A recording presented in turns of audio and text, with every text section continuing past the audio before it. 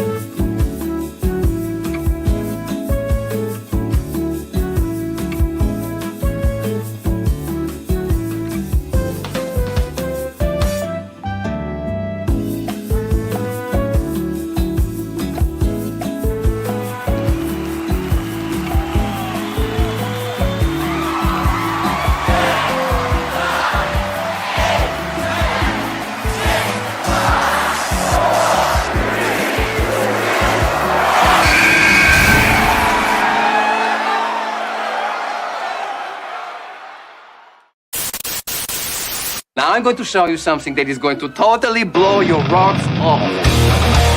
Hi. How are you? Hello? I think you guys got a new band happening here. Hey guys! Oh, big one, huh? All right.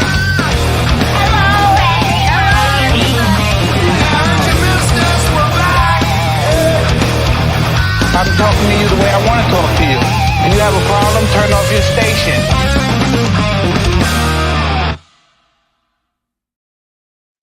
Holy shit, it's only been 2 days since we've done a show. We got a special one for you tonight. Should I stare at the camera? I always feel weird staring at the camera, but now I'm just staring at myself. It's December 9th, Friday, December 9th to be exact. 9:06, my eyes are going to. 9:06 p.m. And we got a cool one for you folks. But before we get to our special guest, joining me is, who do we got here? We got BonerJams. Where's the... I'm not the big special guest tonight. I'm not the reason why everyone's tuning in.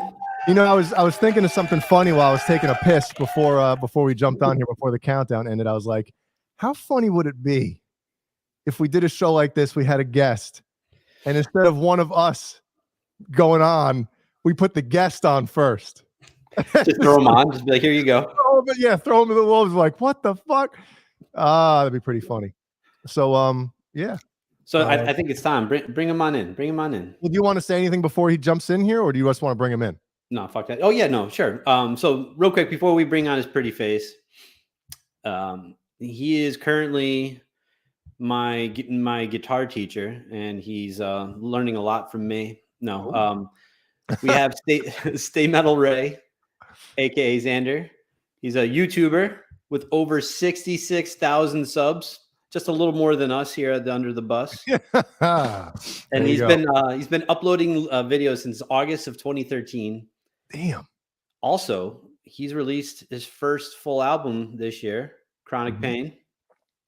So if you haven't yet, please check it out on iTunes, Spotify, anywhere you stream your adult films and music. So we'd like to welcome Stay Metal Ray. What's up, Eric? What's going on, everybody? Thank you so much for having me. And for the record, if I was first in the shoot and I was just thrown to the wolves, as you said, I would like to think I would have handled it pretty well. I could have filled the dead space just fine. I had a whole script. I had a whole bunch of, I have notes, so I think I would have been just fine. You have notes. Whoa, wait a minute. You're more prepared for this than we are.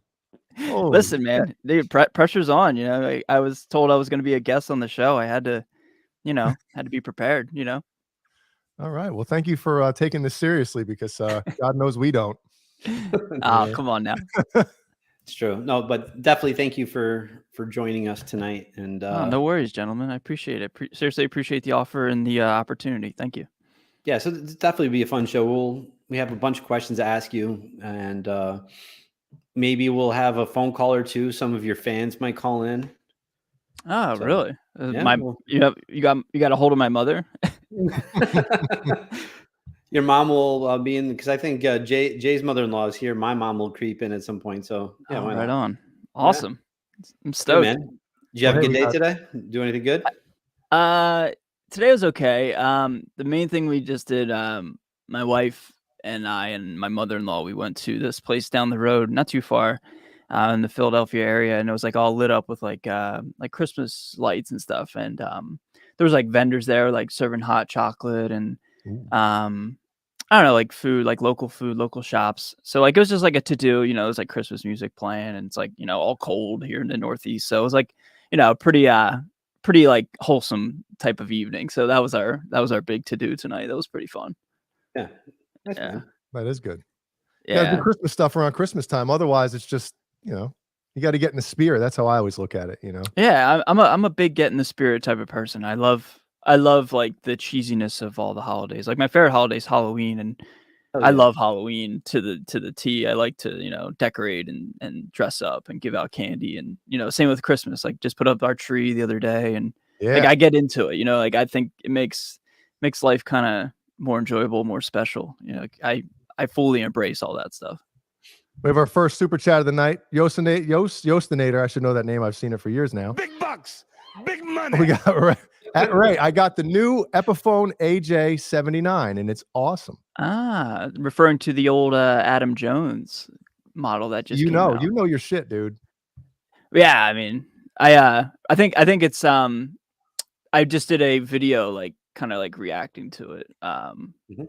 Like Epiphone and Gibson did like the unveiling like 2 days ago. So like that's part of like one of my favorite segments that I kind of stumbled into, or like I just like react to the news of like, you know, guitars being released, and people seem to really dig it, and Mhm. it's fun, and I like thoroughly enjoy like just checking it out like on a whim first time. So a lot of times, yeah, people will buy things from my videos, or like maybe not necessarily from my videos, but will buy it and know that I talked about it, and like Mhm. to share it and like, you know, tell me how it is. It's cool, like I don't know, cool little relationship with people who like to watch my stuff. You know, I'm very honored that people even value my opinion in that regard.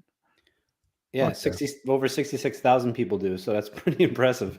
'Cause I think Jay and I have a combo of about 4 people that actually value what we say. So And even it's then, pretty impressive. even then, it's like close family. So does it really count? You know? Throw me in there. I think I'm padding your stats. Maybe at the least 5 if you include me. So There you go. now I'm very honored and thankful that like, you know, anybody who watches and anybody who like takes interest into what I have to say is so cool.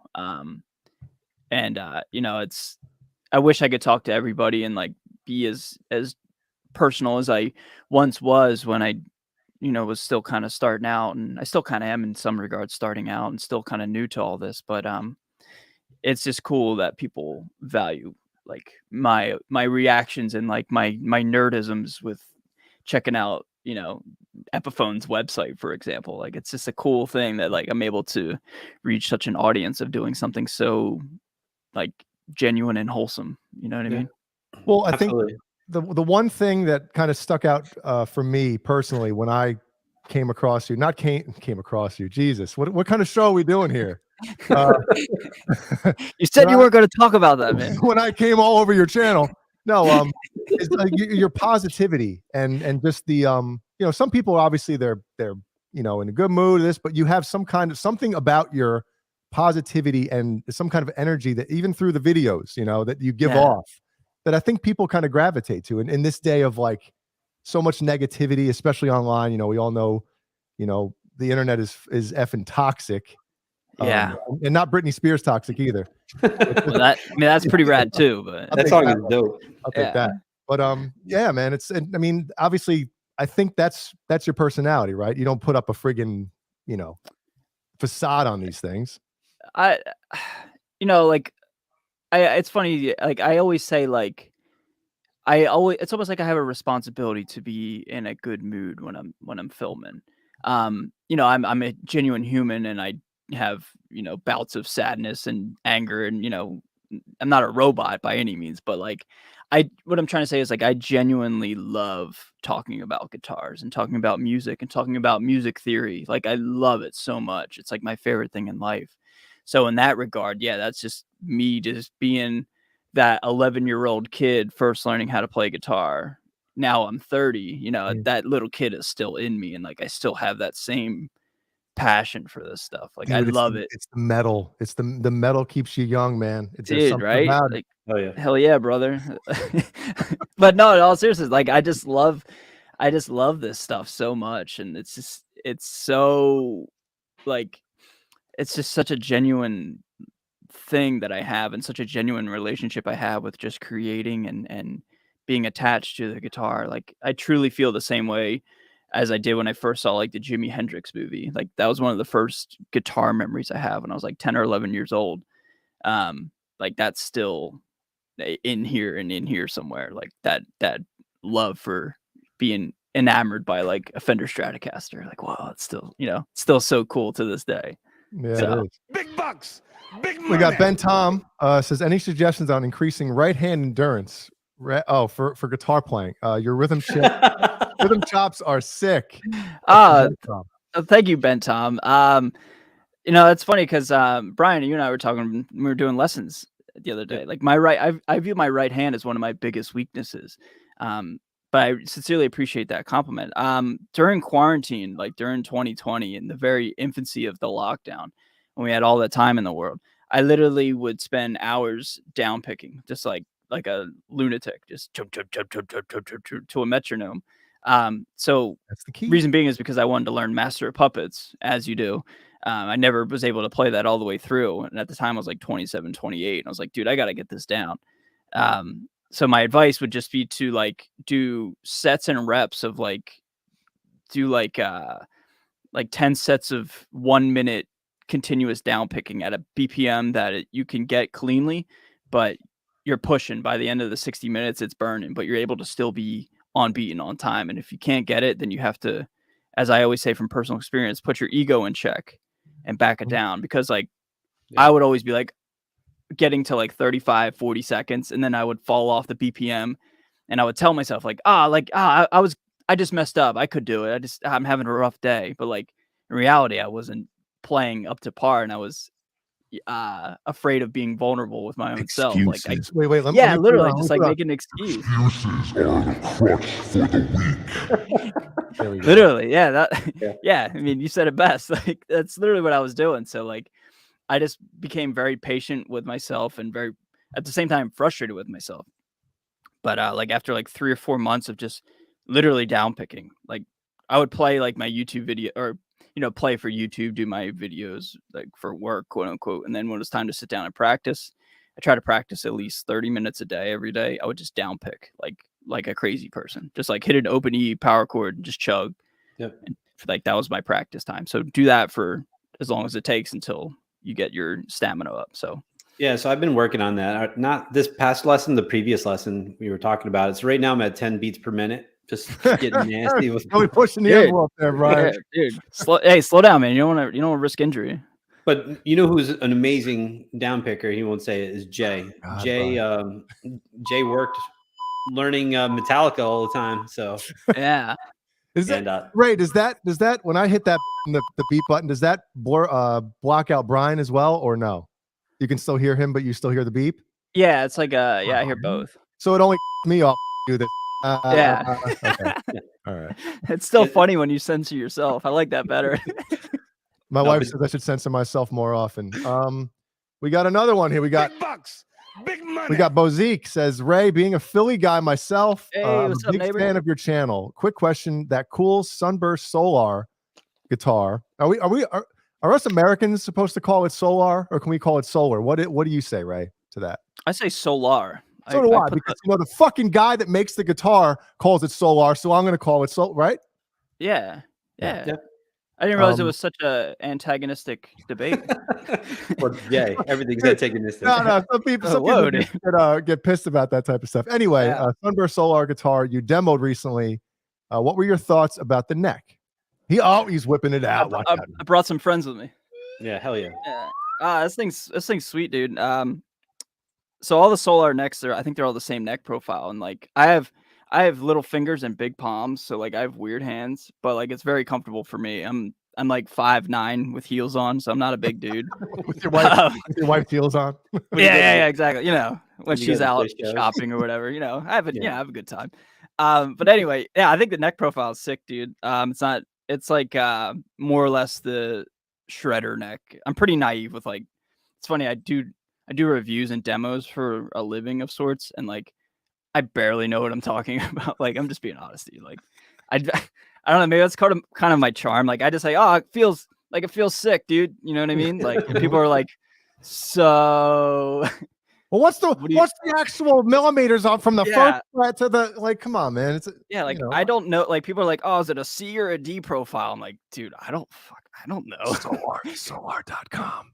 Yeah, I don't even know what that means. Like sometimes I'm like, I don't know. It feels like a D. I don't know. It feels like a C. I just kind of wing it. Like I don't know. It feels all right. But it's better to do that than to be full of shit. To be like, this is this, and then somebody gets it, like, what the fuck is Ray talking about? Yeah, I'll be like, it feels like it's like this. Like it's a C cup or D cup. Me and Ray are thinking about wieners, and fucking Brian's thinking. I'm thinking about oh my goodness, absolutely not. I'm thinking like. I'm like air guitar in the neck profile. Like that's what I'm going for. See, that's for my mind. A bag of sand. Bag of sand.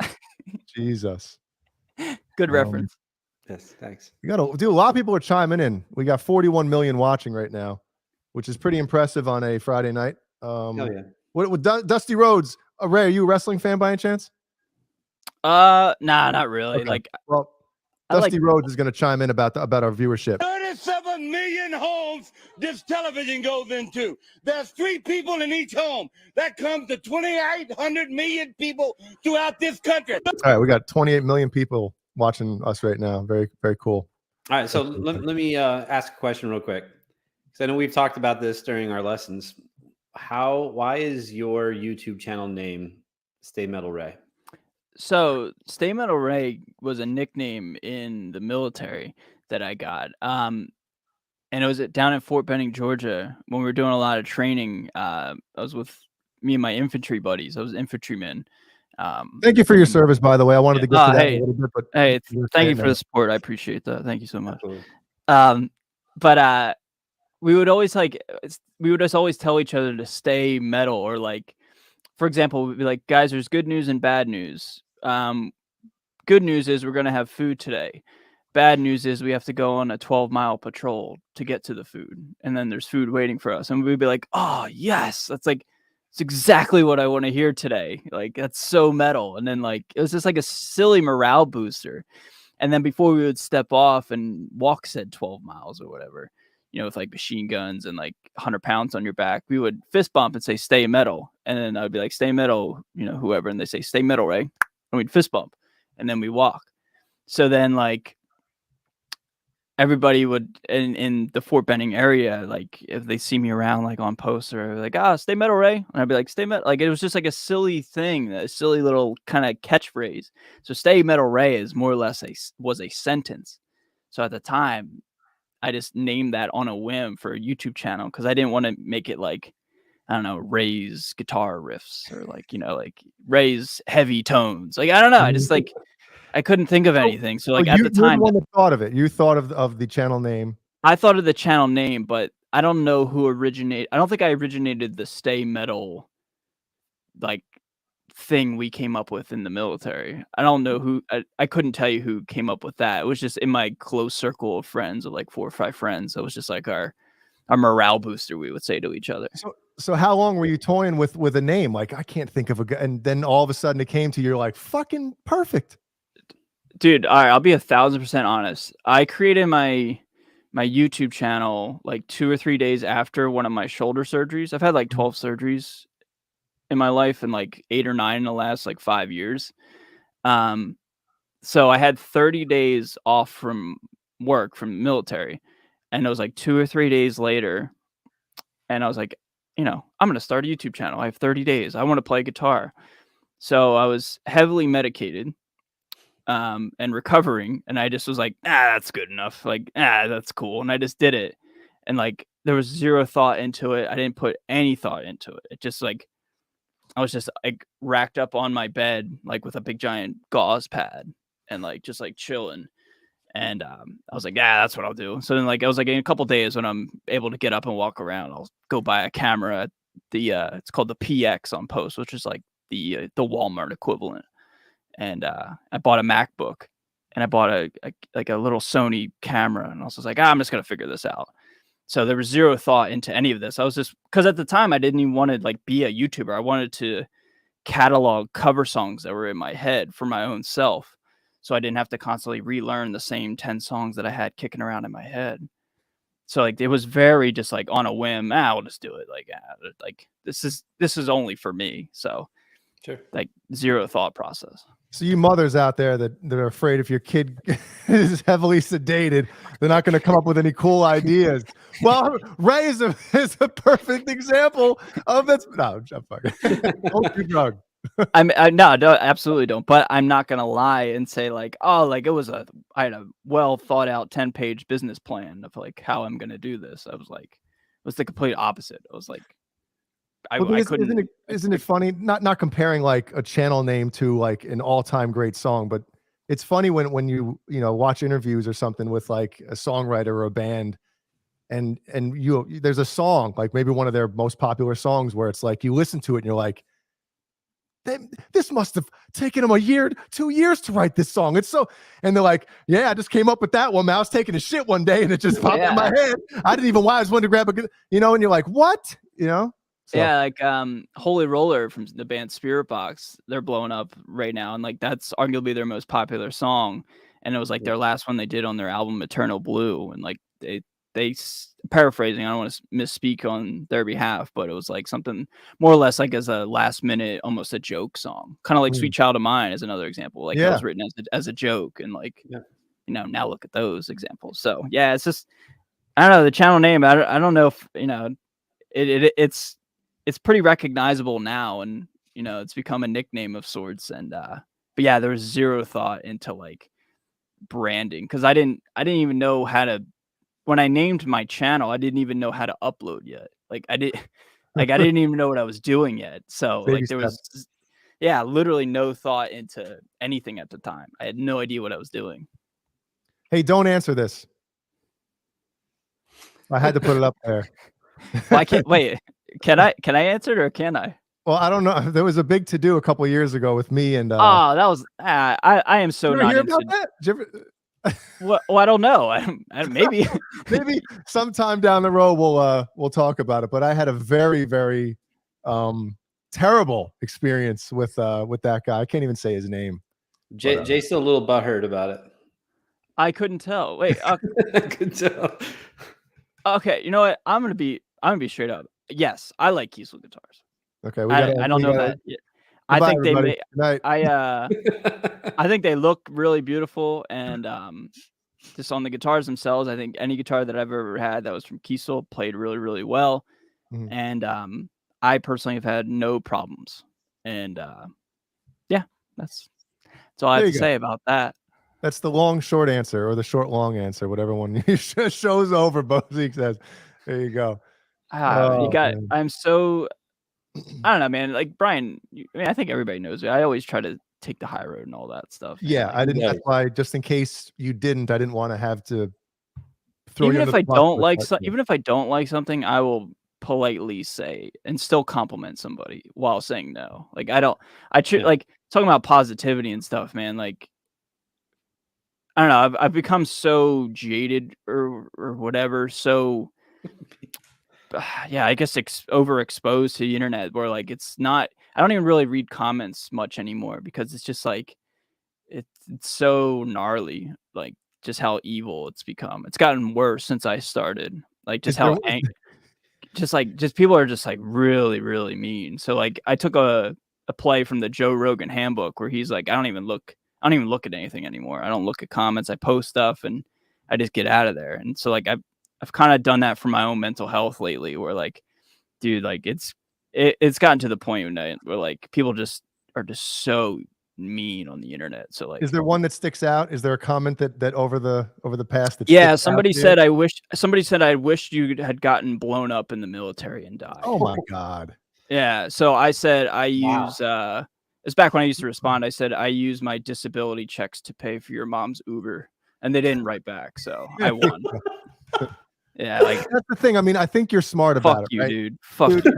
like, with anything, right?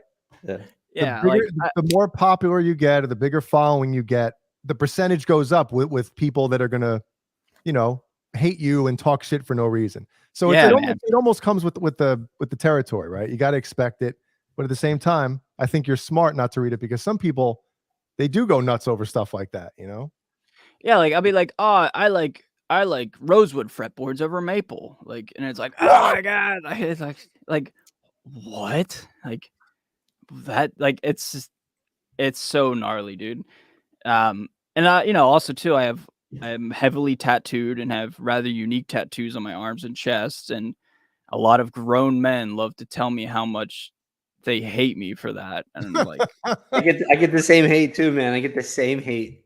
really? Like, No. seriously? Yeah. Oh, Well, I mean, I know you have tattoos, so I don't know, but Well, because at work, I always have my arms covered because I don't feel like discussing life insurance and having death stare at them in the face is probably a good idea. Or You don't I'm think- asking people to give me hundreds of thousands of dollars, and I have Joey Jordison staring back. Yeah. a big cock Right and here. balls on my forearm. I don't want people seeing that. Like, dude. So I generally don't have it out except for the show or when I'm naked. It's good times. Yeah. What time does that start? In a few minutes. Right on, brother. 9:30. It's 9:30. It's on our next lesson. Oh, okay. So a couple quick questions. We're a few minutes in, and we feel settled. We're good. Tell us, and I know this, but I want everyone else to know. Give us a few of your favorite bands, some of your go-tos, your inspirations, people you look up to. It's always such a hard question to answer because like I always have like 2 or 3 right off the bat. It's like Slipknot, Van Halen, Led Zeppelin, Sex Pistols, and then from there, like it just like is infinite. It's like Stevie Ray Vaughan, Band of Gypsies. I like Band of Gypsies over Jimi Hendrix Experience like so much more. I think Band of Gypsies is so underrated. Linkin Park, Parkway Drive, August Burns Red, The Clash. I love The Clash. Gang of Four, it's kind of like an obscure new wave band. Even some hip hop, like some pop, like late 90s, early 2000s pop and hip hop, like Destiny's Child. I love Destiny's Child. And I take a lot of inspiration from pop songs because of the song structure and it's how to write a song 101. Like they're all so formulaic and they're a reason why they're so popular, hence the name pop music. So like the cliche hits like Nina Sky, Sean Paul, like Lil Jon, like all that stuff. I love that stuff. I eat that stuff up, man. So what's your thoughts on Depeche Mode? Depeche Mode, it's like one of those bands I'm not too familiar with, but respect and love the classics. Like who doesn't love Personal Jesus and stuff like that? But hell yeah. The reason why I ask is I told you I'm a huge Depeche Mode fan, and it's kind of a little fodder. People joke around and make fun of me for loving it. So I don't make fun of we like to bash like the cliche bands, but like in all seriousness, like if you genuinely love an artist or something, like I have nothing but love for you or anybody that like genuinely loves something. Like I love Nickelback from time to time. I love, Bon Jovi. I love Skid Row. Yeah, Bon Jovi. Give me some Bon Jovi over here, dude. I love Bon. I saw Bon Jovi at the I don't know what it was called. It's the Wells Fargo Center now in Philadelphia in 2005. Like it was awesome. Was it the Spectrum back then, Brian? No, so it wasn't the Spectrum, it was the center. It was like I guess it was the Wachovia Center at the time. Oh, okay. I saw Van Halen there I saw him in the 2004 reunion tour the year before that. So that was that was probably like a day or two because I saw him me and my wife saw him in New Jersey. Van Halen? Well, yeah, on the reunion tour. So yeah, it was June 7th. Days of each other. Yeah, it was June 17th, 2004. It was the day before I graduated 6th grade. I'll never forget it. Oh my God, 6th grade, Yeah. shit, dude. That's right, because I'm like 15 years older than you. Jay's 62. He doesn't look it, but he's 62. Yeah, I have to start doing the old Just for Men here. Nah, dude, Silver Fox, let it rock, dude. Let it ride. My wife says, but I'm like, you know what though? Can't get the young chicks then. It's a fair point. Yeah. No, they like that too, though.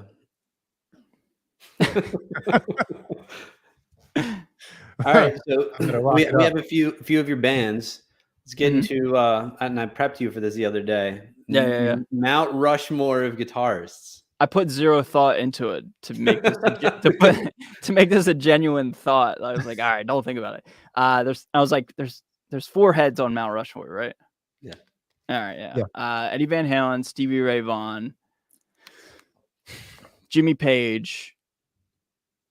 Oh man, who's the 4th? This is so hard. Who's the last one? It is hard, right? Because there's no honorable mention. You got 4.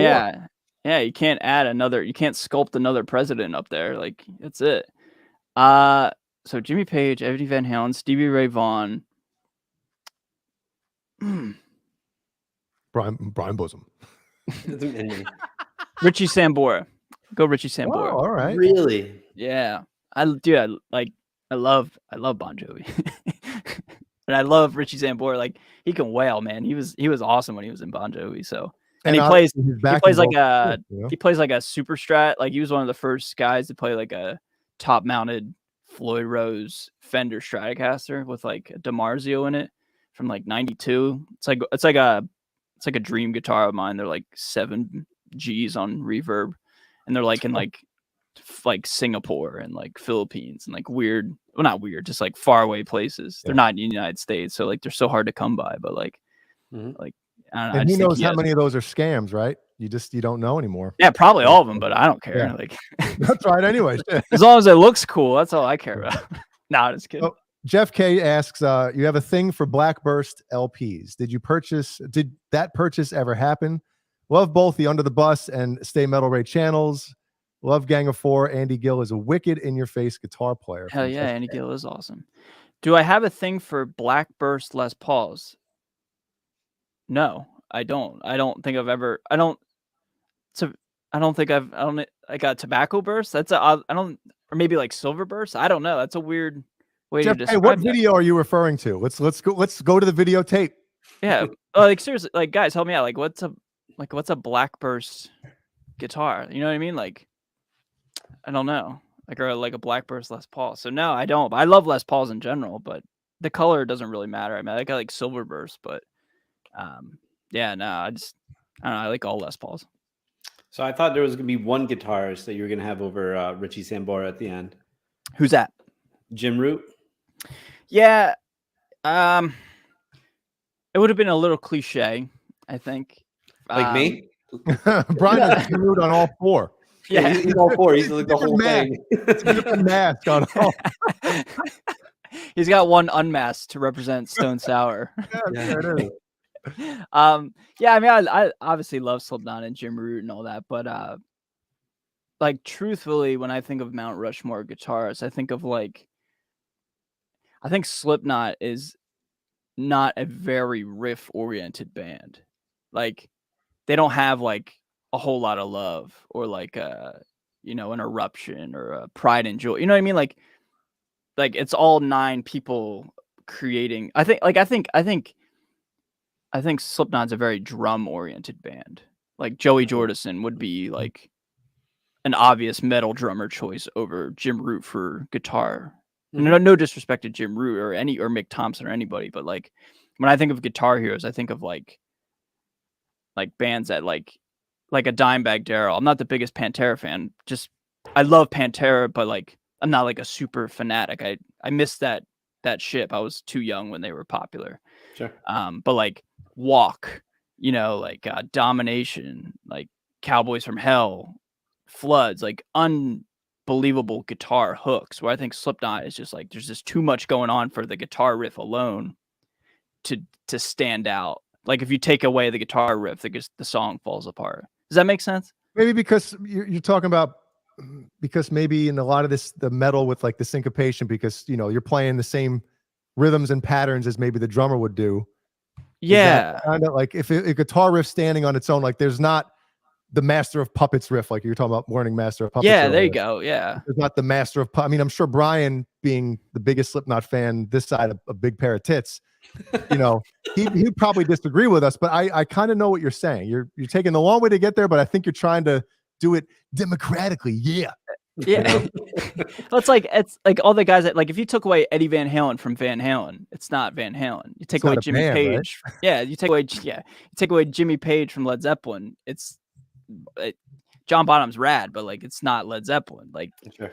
That's just kind of like my thought process for like Mount Rushmore guitar heroes. Like it's just how I viewed it. Like if I was a huge Pantera fan, I would put Dime up there as well, or like a James Hetfield, but just I kind of miss the late 80s, early 90s thrash and heavy new wave of American heavy metal. So I grew up on like classic rock stuff. That's where my influences come from. Hence Stevie Ray Vaughan too, obviously. When you really got into metal though, it was around early 2000s, right? Yeah, I would say right around the new metal wave. That was when it became like. Do you remember the moment? Do you remember the moment in the song or the album or band or anything? So there's two. When I got my own copy of Hybrid Theory by Linkin Park, my grandmother bought it for me. Because grandmoms are rad, like they'll buy you anything. Yeah. I remember like having my portable Discman, one with anti-skip technology. Yeah, that's right, man. And I would just crank it to 10. and or crank it to 10 on the side slider and just like let it rip. And I was just like, oh my god, this is blowing my mind. It was just so awesome. That, and I love Limp Bizkit so much, dude, so much. And Wes Borland would be an honorable mention of my Mount Rushmore. I wish maybe I'd swap him out for Richie. I don't know, but anyway, like seeing like, I don't know, back when TRL was a thing, just seeing like Wes Borland and like the My Generation video, and like they're flipping the camera off, and my mom wasn't letting me watch it, which made me want to watch it even more. Like that whole thing, like whenever your parents try to shelter you from it, it's like that makes you like it even more. Must be good then. Yeah, it must be like, oh, I gotta get into that. It's because it usually had either curse words or tits. So you're like, well, both of them are cool. Yeah, and if it wasn't new metal, like if it wasn't Limp Bizkit, it was like I don't know, mystical, and like then you would get like, it was such a cool time. Like you would get like rap videos, and then you would get like new metal. Watch yourself. Yeah, show me what you're working with. Isn't that? It was just like coming up, and then it would be like Britney Spears. Like, so it was such a cool, weird show, dude. Like you would get such like this melting pot of cool music. But yeah, like Limp Bizkit was always on there because I grew up on like MTV and stuff when they actually played music. Yeah. And like that was the only metal. That was like the only metal band they played, and like they were everywhere during 99, 2000, 2001. So those two instances really made me like. That was my music. My Jesus music. moment of yeah, for sure, man. Matt Stewart has a question. Says, "What are your favorite pickups? If you had to build a custom guitar right today, what pickups would you put in it?" I would put in an EMG 81 in the bridge and a 60 in the neck. Oh, I love EMGs. I love active pickups so much. That was so awesome. Like. Yeah, I don't know I don't understand the hate for pickups, like especially active. Like they sound so sick, dude. Like I personally don't get it. Like people are like, "Oh, there's no dynamics." I'm like, so who wants dynamics? Like who wants dynamic? Like what are you gonna play on the clean channel, dude? Like let it rip, man. Like I don't get it. That's just my opinion. Do you see the super duper chat from All Day All Night? I'm getting down there. I'm trying to see if there's any questions we're missing. We don't want to only answer or only send through the super chat questions. The super dupers. We got big bucks, big money. We got. I really enjoy your channel, Ray. As a fellow Jim Root fan, if you're from the Midwest, it's Root, by the way. It's Jim Root. Jim Root. I was curious if you could help explain Brian's intensely gay man love for Jim. Tune it low, play it slow, keep it heavy. See, you got to send through the super chats. I mean, you could literally write anything, and me and Brian are going to have to read it. If you're in a super chat. As a fellow, I was curious if I could help explain Brian's intensely gay man love for Jim. So it's my job to explain Brian's love for Jim. Is that what I'm reading? Yes. I mean, I think it's the obvious. I mean, he's rad, and he's a handsome fella, and he's really kind-hearted and writes amazing songs. So I mean, there you go. Pretty straightforward. And Brian loves when Jim Root wears the see-through coveralls or overalls. What are they? Overalls or coveralls? What do they wear? Overalls. Overalls, because coveralls have the right. Like the hillbilly Jim. Which ones are which? I would say jumpsuit. That's what I always would say. Jumpsuit. Well, jumpsuit sounds cooler, I guess, right? Yeah.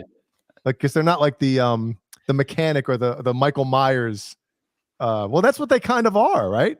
That's what Monkey from Korn used to wear. Dirty ass fucking thing of overalls or coveralls, whatever. Yeah. But also too, Ray and I would talk.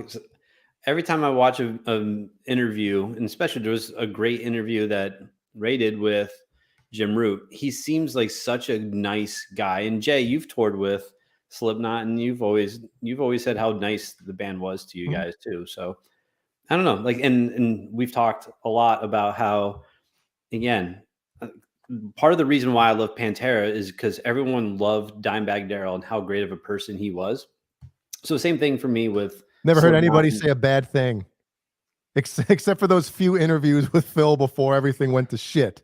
Right. But other than that, like, bands get into fights all the time. I mean, just because one band member doesn't like this band member this week, but everybody in the industry, I've never heard anybody utter a bad word about Dimebag Darrell. You're right on that. Yep. Yeah. It's the same thing. You seeing this question? Have you tried the EMG 57 and 66? Yes, I did. I had an old Dean guitar a couple years ago. Yeah, and to be frank, I'm not really knowledgeable. Like pickups are one of the more weaker parts of my guitar. Like few things that like, what am I trying to say here? There's certain things about the guitar that I know little about, and I think pickups are things that I'm still learning. Like apart from like a Fishman Modern or like Fishmans in general and EMGs, I can't really discern like a Seymour Duncan versus a DiMarzio, like stuff like that. So like when it's going from brand to brand, like a 57, 66 to an EMG, say 81, 85 or whatever, in my opinion, they kind of sound very, very similar, but they undoubtedly sound like an EMG. So like if it's an EMG, like I think they all pretty much sound sick. Like there's not an EMG set that I haven't tried that I didn't like, and it didn't sound like an EMG, if that makes any sense. Yep. So like I don't know, it's kind of like, what do you think of like a Mexican Strat versus an American Strat? It's like, well, they both kind of sound like, Strats, just one's a little slightly varying in degree. So like I kind of view that with pickups, within brands, generally speaking. Gotcha. There was another question about amps. Ray, what's your favorite amp or amps? Favorite amp is a Mesa Boogie dual rectifier, and I don't really care which model. I think I'm just gonna put an overdrive in front of it and put it on channel 2 or 3 and just let it rip. So it's fine. It doesn't matter to me. Because there's like different like Rev F, Rev G, all that. I don't know. The Rev G, I think, is the one that is the most sought after. Is that what it is? I'm not wrong. Yeah, I don't know, man. It's like a 91 or a 92, whatever the hell revision. Yeah. Supposedly that's like the most like, oh my God, that fucking amp. But like I've heard like somebody I really look up to, Fluff, Riff Spears and Gear and Dragged Under, guitar player. Like he loves all the different revisions and like has documented a lot of them. And my own honest opinion, just hearing it through the internet, I think they all just sound sick. Like I'm just like, like no revision's better or worse to me personally. Like I think they all sound great. Just like a ton of low end and like kind of slow sounding, not super tight. Like kind of it takes a while for the low end to build up, and it's like super borderline like sludgy. I love that. But then like you put like a Fortin 33 or like just a plain old tube screamer in front of it, it just sounds amazing. So that is probably my favorite, but close second is a Victory VX100 Super Kraken for the complete opposite, because it is so easy to dial in and so modern and so clean and just like pure. You don't need a tube screamer or a boost pedal. It has like a preamp focus switch on it, little mini switch. You just kick that on and it just like it's just good to go. So like kind of tightens up the bottom a little bit. Yeah, exactly. And I'm very honored to be on the Victory Amps artist roster. So like that's super, like what an honor. So yeah, I love them in that regard as well. Like they're really good people and take care of me. Well, so those are my. Go ahead. Sorry. Go ahead. I was just say so. Those are I was gonna wrap it up. I was just gonna say those are my two favorite amps. Like apart from that, like if I want to say PV 5150, EVH, of course. But maybe a little too cliche, or like PV 6505. Like everybody loves those. Sure. We have a real dandy for you. Real doozy for you, Ray. He's my favorite guitar student. Me, because I'm always working on myself. There you go. See, that's how you answer a question. I'm always learning, and I'm always working to improve myself. Yeah, Brian, stop asking questions to Ray in the chat. You can ask him on the show. Sorry, I was on the book face, just typing in some messages. So Jay, real quick, do you want to take a quick second, do a quick roll call, see who's here? I guess we should do a roll call. Let me see if I have hold on. I gotta get to the show here. See if I have it. Okay. Let's see. I probably should have had this ready to go. We have how many millions of people again? I got 42 million on mine. 40, okay, I say 40, 45 I got. All right. So we got the only people chatting right now are Yostinator, Under the Bus Network. That's us. R2R3 Locking Nut, Paulie Walnuts, Laverna and Shirley. Remember Laverna and Shirley? Anybody from the 80s? Laverna is here. Carol Hatcher, No. my wonderful mother-in-law. Laverna just left. I guess she didn't like that little Laverna and Shirley joke. Brendan B. Square, Brendan Buttcheeks is here. Jimmy Ray Hawkins is here. Bozique, BonerJams, that's him. 5150 Fair Warning. Did I say Wayno already? You did now. Who else? We got Bent Tom was in here. All Dave, all night. And Paulie Walnuts and David. See, people are coming in and out. That's a good thing. Oh, David has a question that I don't know if you wanted to get to or if you wanted to discuss, but I remember probably soon after I discovered you on probably Instagram first, if I remember correctly. It was probably Instagram. Mm-hmm.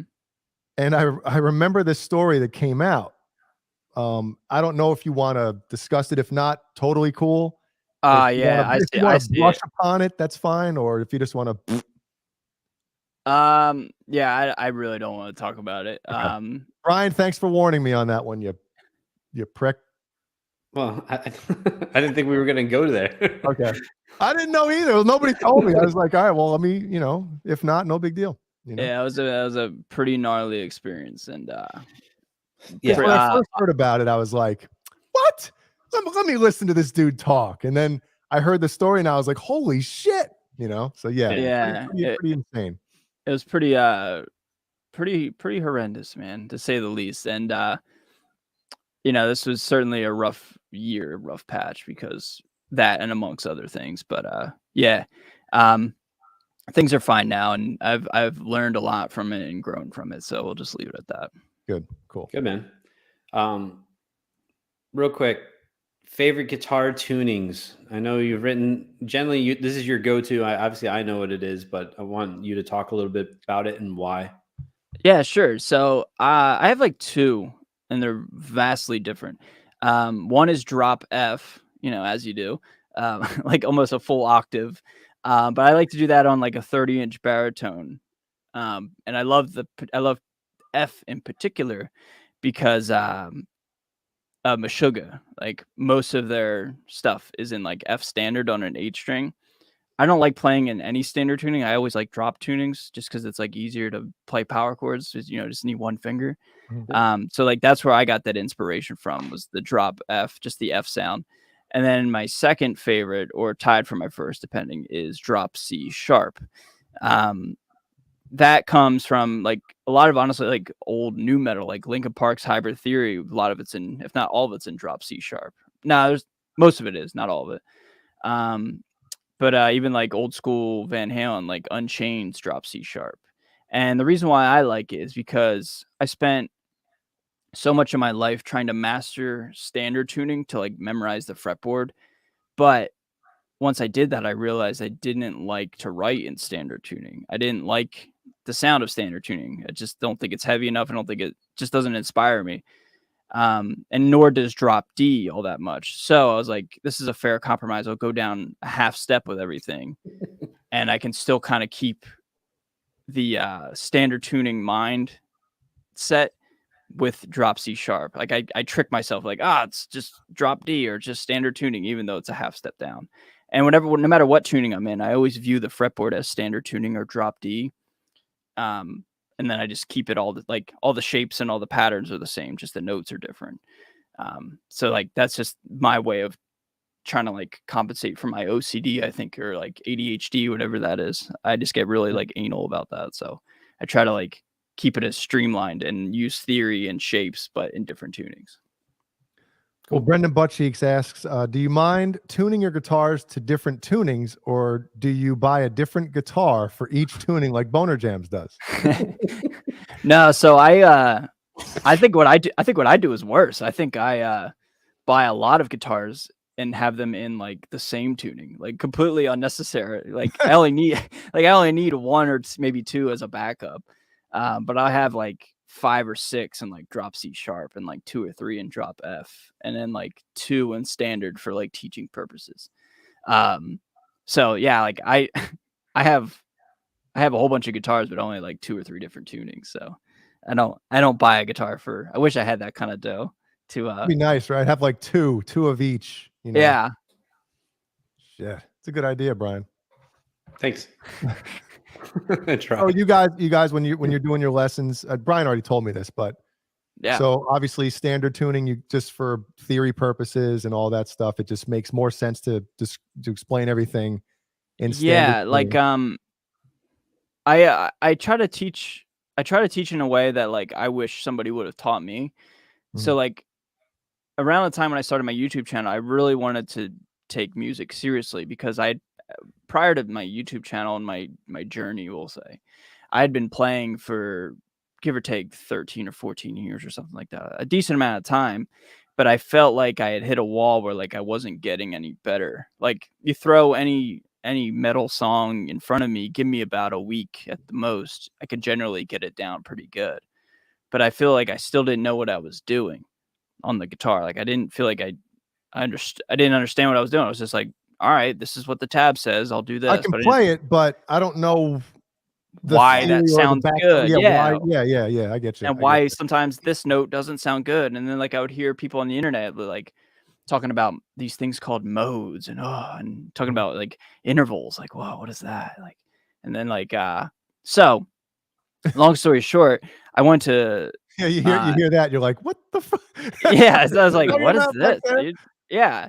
And I was so frustrated because I wanted to learn that stuff. So long story short, I went to school. I used my GI Bill and I went to school for music theory. And I figured it out and I was really passionate about it. I was really good at theory, but again, in school, you're like learning on a piano. Like I'm not a piano player, but I could plink stuff out and figure it out on a piano. So then I graduated with an associate's first at a community college, and I went to a 4-year school.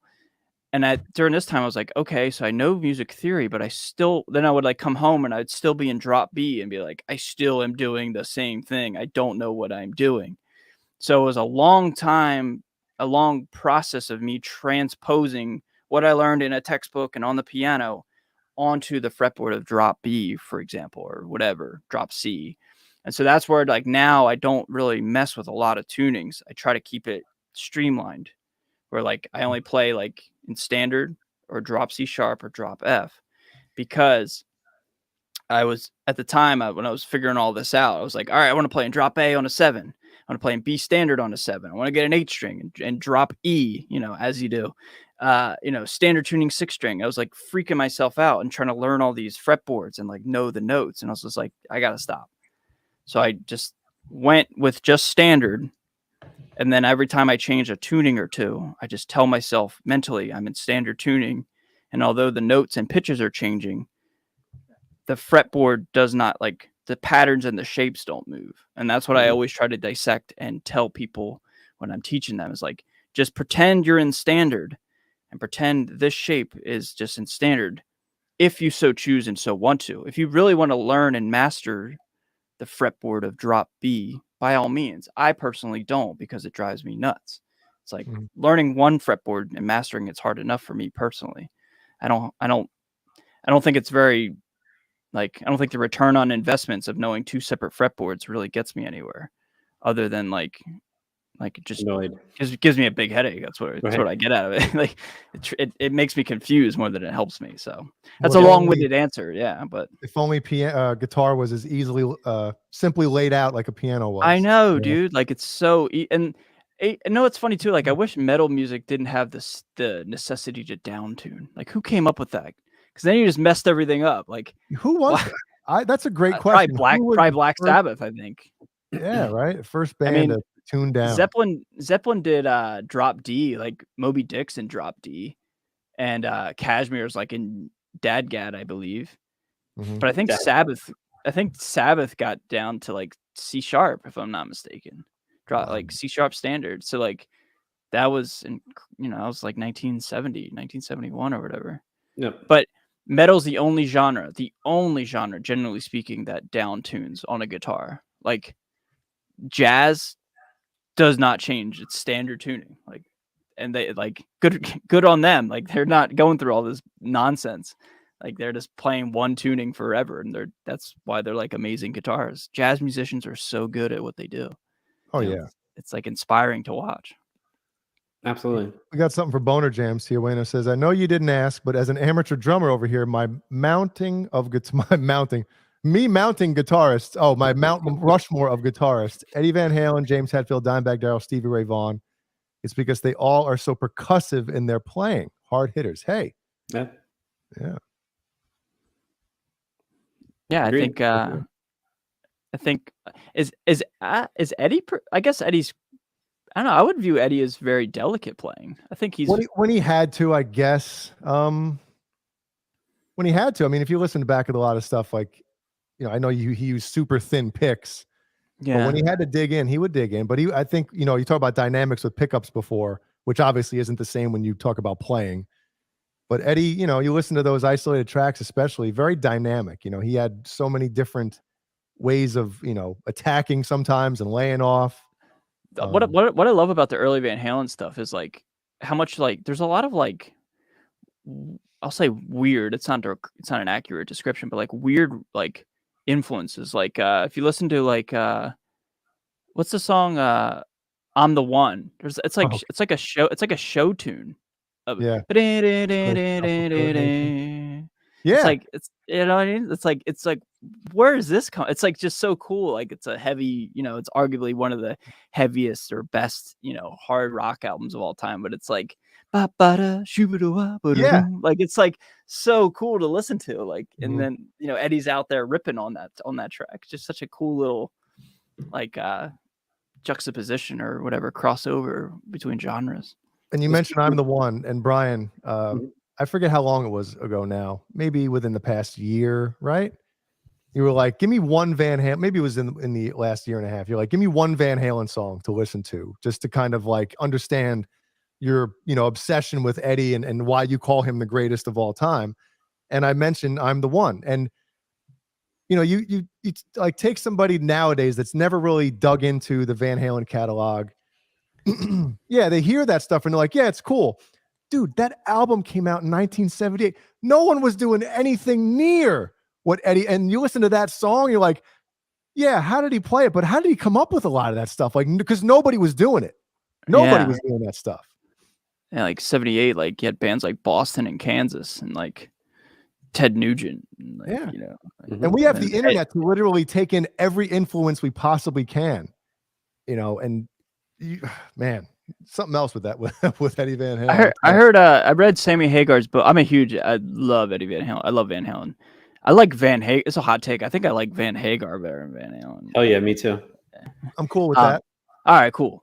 Even if you weren't, I wouldn't change my opinion. No. But I heard Sammy Hagar talking to Alex Van Halen in his book, and Alex Van Halen, there's a story, but he like pointed to one of his striped guitars laying on the ground, and Alex said, "You know how his brain works," meaning like, look what he plays and look what he does to his instrument.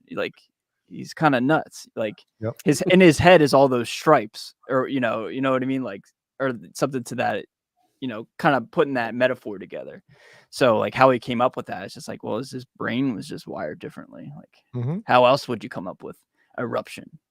How else would you come up with I don't know, like Ice Cream Man? Like how else would you come up with that? Like that solo's so like 12, 16, 19 or whatever stretches. Yeah, like the 30 who does that stretch, Yeah, like who does that in like the fall of 1977 on the You need like your right hand to help pull your pinky farther away from, just to get it.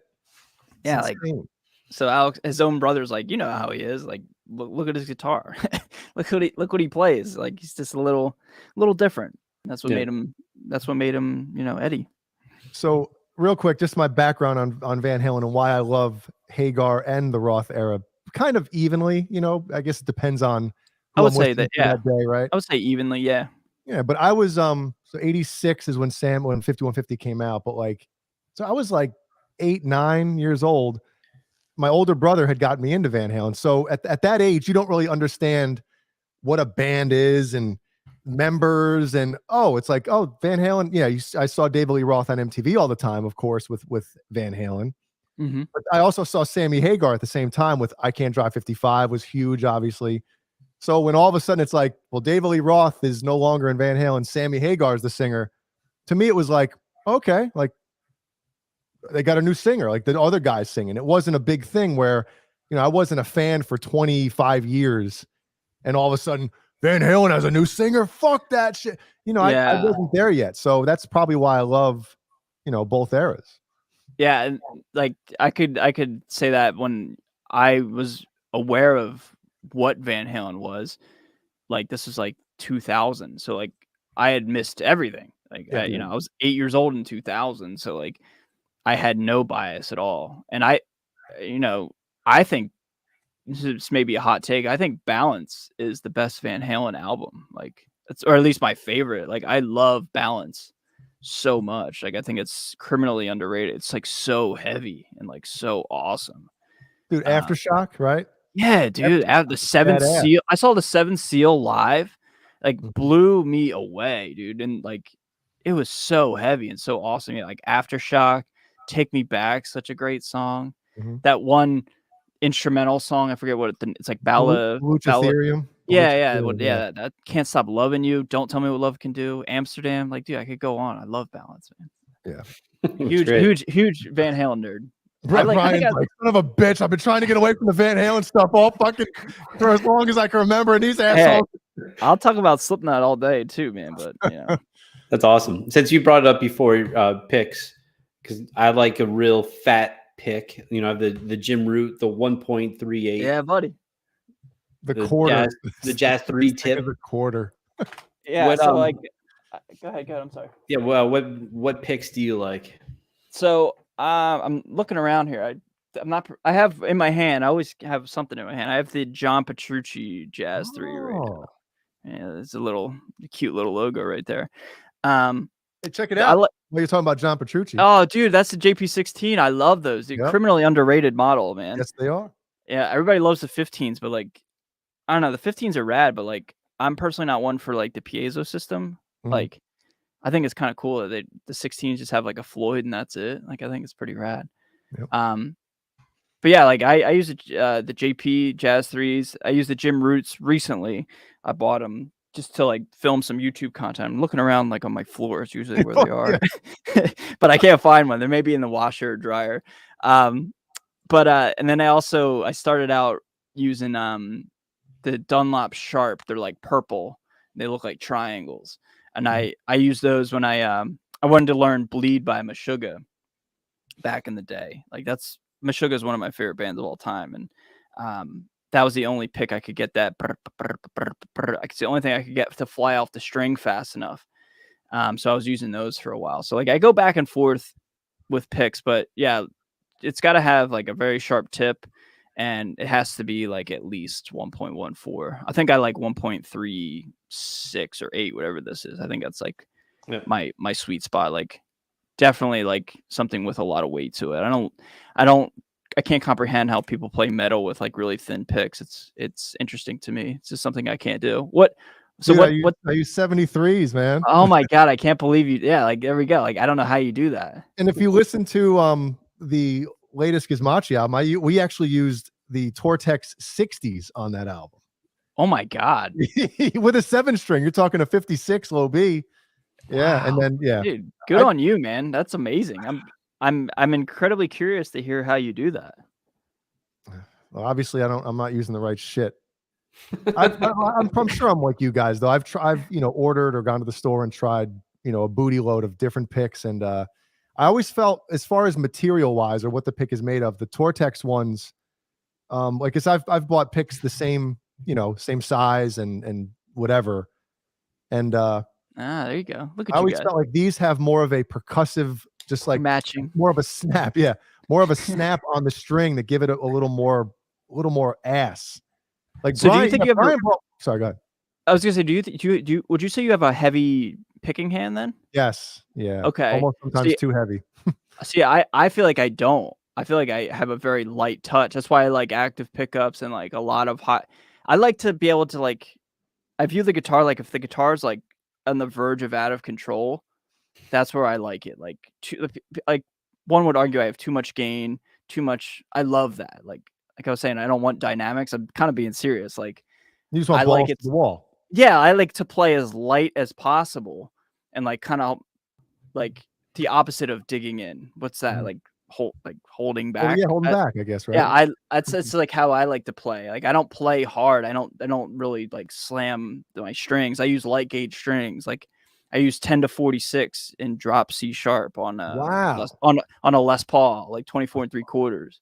Like I really like everything light and delicate, and I just crank everything up on the back end, like pickups, amp, pedals, and then Mhm. everything's just on full blast. And then I'm like tap dancing on the strings. That's like how I view it. Yeah, I Yeah, don't dig in at all. I'm super heavy with these thick ass picks too. Are you really? I mean, that's Yeah. rad too. I mean, that's cool too, man. It's just, it's Yeah, all, 'cause I guess, yeah, if you think about it, right? Because Petrucci, he uses the thickies too, and yeah, he doesn't blast his shit. He's very controlled, and obviously when you're playing a lot of that stuff, dude, you kind of have to be you have to have your instrument, under control. you have to So, try. yeah, yeah, exactly. You just can't be just throwing your, yeah. It's like, I always, and I don't know if I envy, I'm always enamored, I think is a better word, by people who play so heavily. Like, how do you keep the damn thing in tune? How do you like, I don't know. Locking trim. No, I guess a lot of it would be, we talked about Eddie Van Halen before with how he tuned his guitar, especially years ago, different ways to kind of compensate. Yeah. But I think maybe that, because I always had to, especially on a 7-string, like I would do 9 to 46 with a 56 as the low B, Mhm. and I would have to tune the low B string a little flat, not a lot, not where it's like, you could, but I always knew like, well, my right hand is gonna fucking be bucking this thing a little bit. Yeah. I gotta drop it a little bit so it'll compensate and kind of get in there. So Yeah. It's so fascinating. I mean, I love learning from anybody, whether you just started out today or you've been playing your whole life. Like everybody does it differently, and it's just fascinating to hear people's like approach to things. And like I don't know, I feel like you can always learn from somebody. So like hearing, you for example, Jay, like talk about what you like to do, and even Brian, like it's just so cool. We're all doing the same shit, but like we all have 3 distinct ways of going about it in different ways. Like it's just there's no right way. I just think the it's right like way, exactly. it's just fun, dude. I think that's why we like to argue about tone wood on the internet. Like it's just fun, you know what I mean? Yeah. You know what I mean? Like And you obviously you record as well.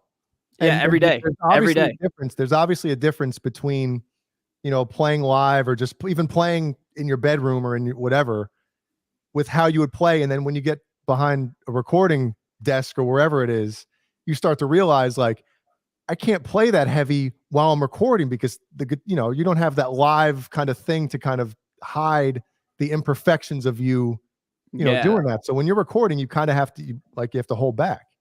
Yeah. Yeah. I when I play live, I just drown everything in delay and reverb and just, There you go. it covers up everything. Nah.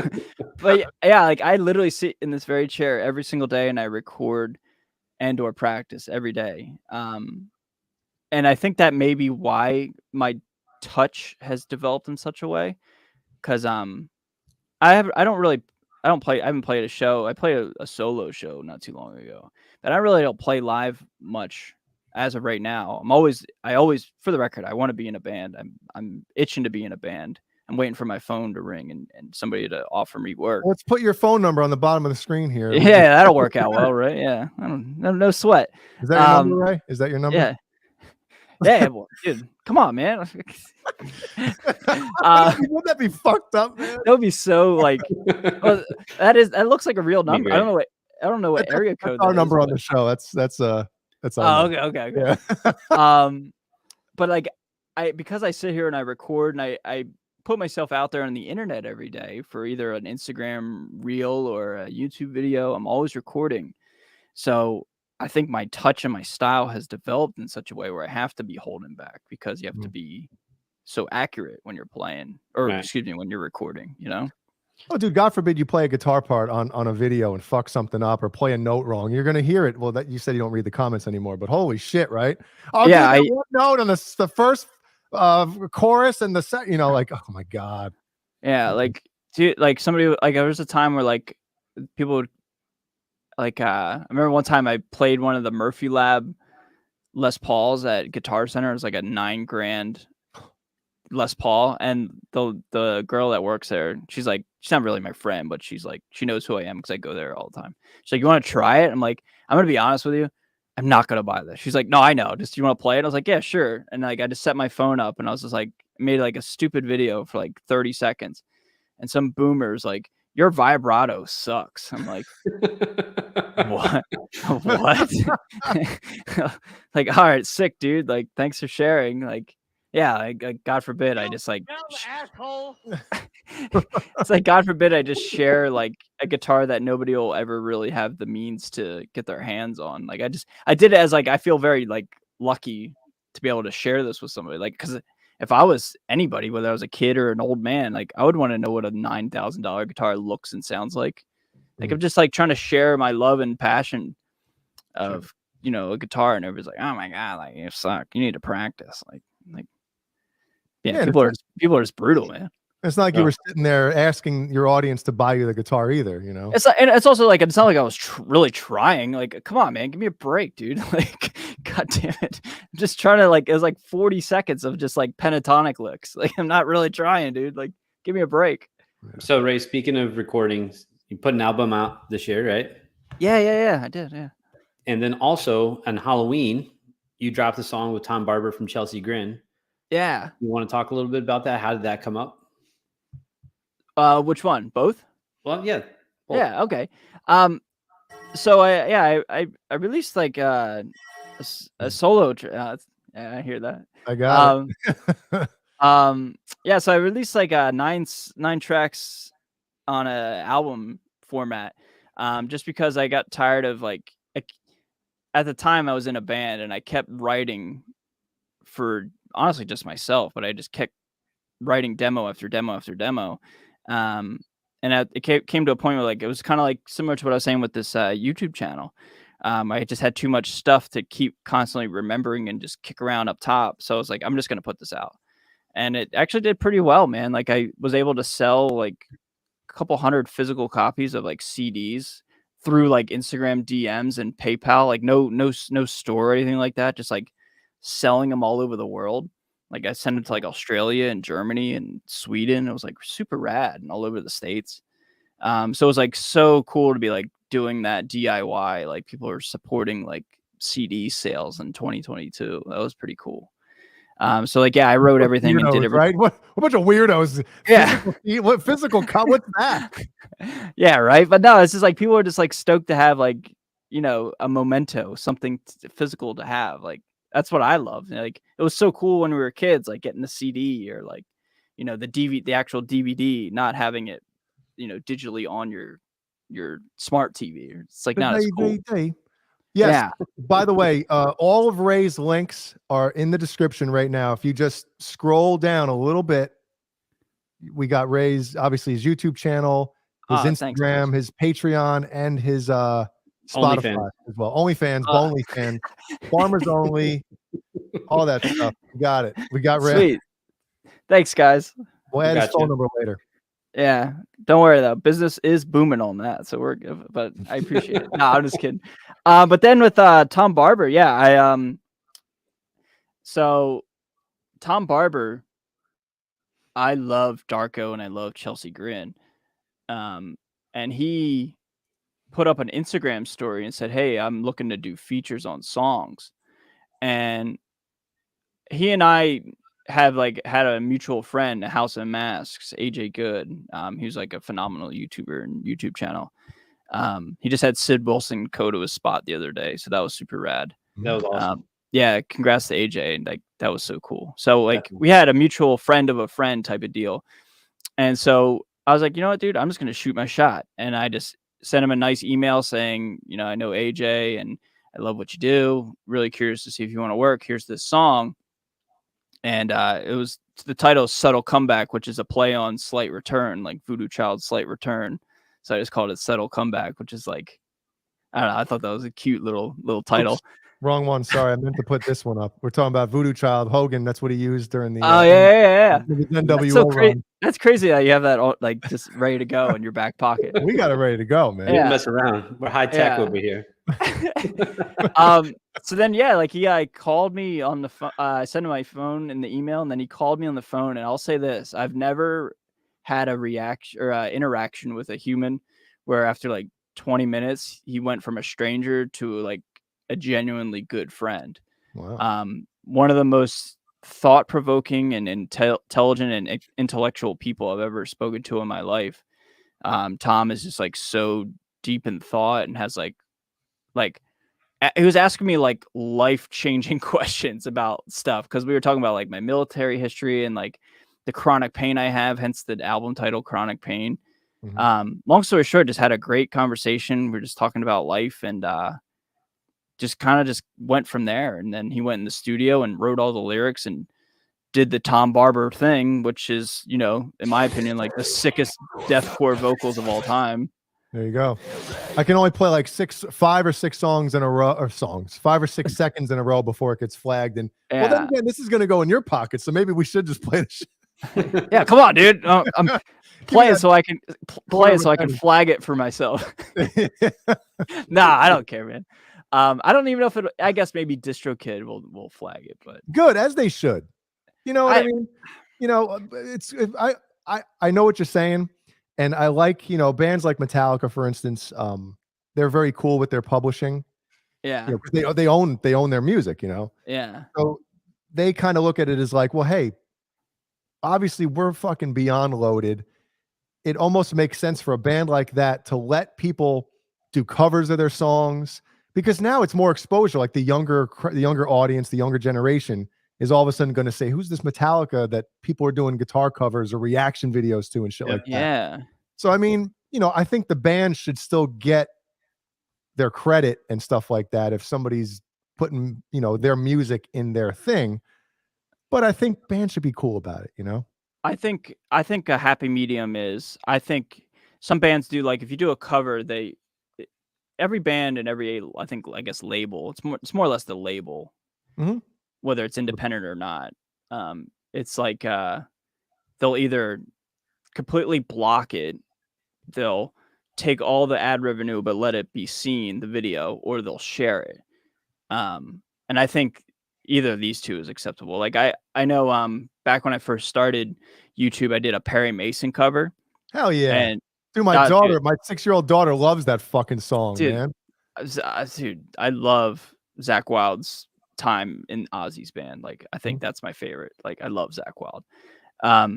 But it got completely blocked worldwide, like because it had the original track. Sharon! Yeah, like I don't know. I don't understand. That's like such a, in my opinion, of course, that's such an old mentality. Like at the very least, let it be seen and then you can make more money. Like if people watch it, like you can take all my money, take all my pennies that I'm making off of this. Like it's not that big of a deal, but like to block it, I find very bizarre. Yeah. Like you're making people not be exposed to your art.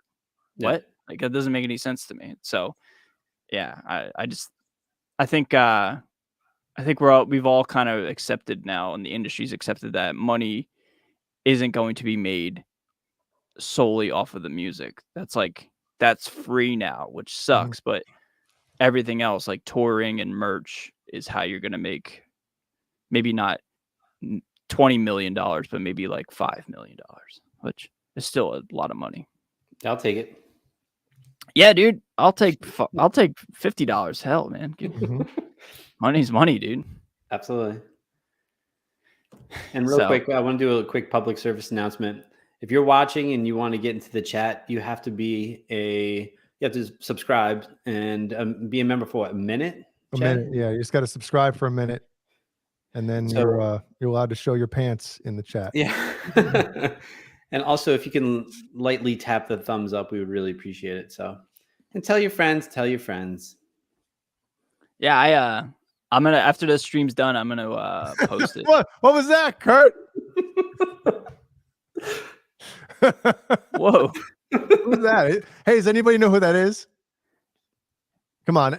We're dudes. We got to know who that is, right? I wasn't paying attention. You were just looking at the jugs. I know. Yeah. And I was looking at Brian. Yeah, of course. How could you not? Brian's cuter. I agree. Nah, I don't know who that is. With less STDs. Nice. Anyway, so the album came out. Are you working on anything? Is there anything you're looking to do in 2023? Kind of like what you did with Tom Barber? So honest to God, no. I'm real, dude. Like Brian, you and I have talked offline. I'll just say it here. Like, Yeah. I am really trying to take care of myself up here right now. I realized I was going way too fast and trying to hit a 10-run home run every single day. Like, I was just trying way too hard. Like, I was working myself to death.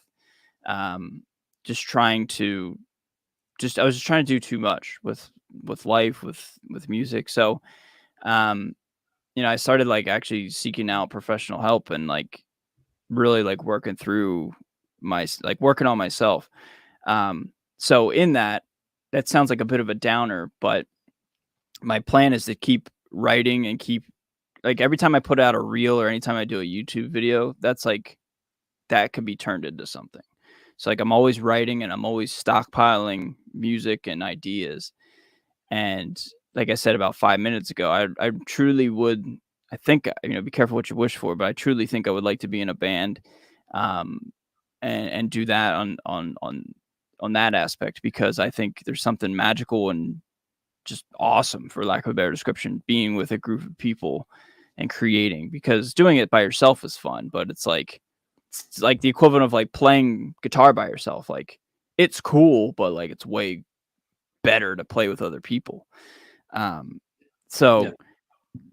that would have to be with the right band and the right act, and it would have to be feasible, and it would just have to work out. So what I'm doing, getting ready for 2023, is just stockpiling a whole bunch of material. And if we're sitting around like, I don't know, like, let's say summertime 2023, and summertime. Hell yeah. Yeah.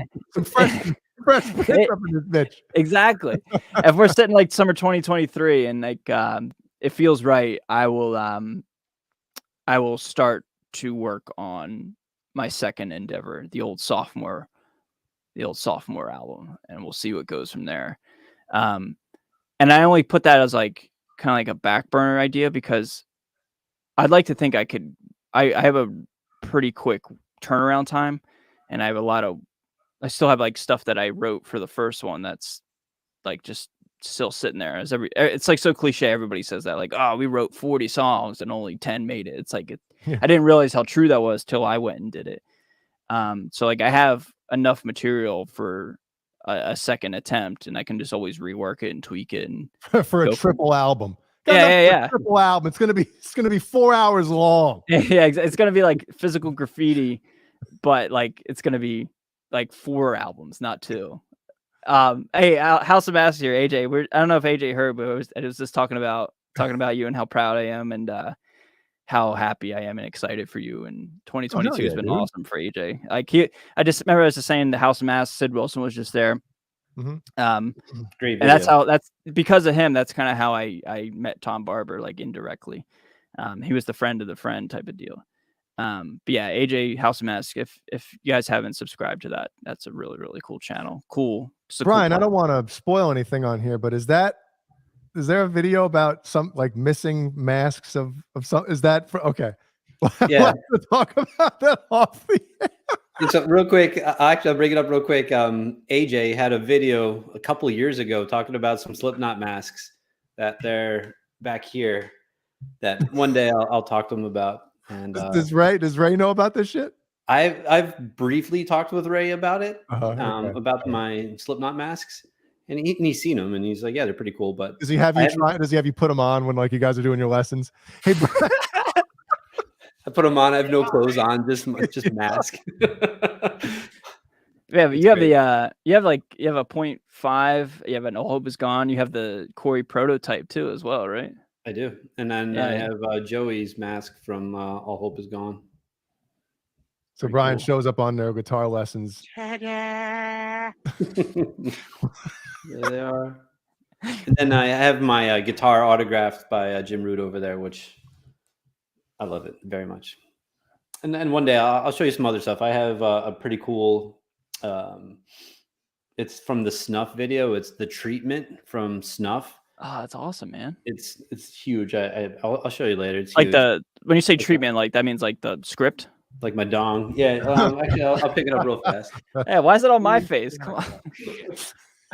Well, it's pointing towards me though. Oh, okay. I don't feel so Where is bad it? now. Where is it? Where'd the dong go? There it is. Yeah, see? Yeah. It's you, but it's coming from you. Yeah. Whoa, Sweet. what the fuck? That is so cool, What man. the fuck? Yeah. So it's basically, yeah, it's a. Well, I did a bunch of little pictures of it, and it has like every band of every member of Slipknot their phone number. So I probably should take it down. Yeah, you should probably get it. It's pretty cool. That's so cool, man. You just call you can just call up Mick. Dude, I got your number from the snuff treatment. I was like, can we work on that surfacing intro, please? Yeah. That's amazing. Dude. I mean, that's some pretty sick memorabilia, man. I don't have it. Like, all I have is like Pokemon cards, like nearby. Like, you want to check out my Blastoise real quick? Fucking magic cards. Yeah, that's pretty rad, dude. But real quick, since the House of Mass AJ's here, AJ, big fan, love your channel, do a great job, and watching Ray, you guys do a great job, and especially since I'm a huge Slipknot fan, to see you guys promote Slipknot, it's awesome. So thank you.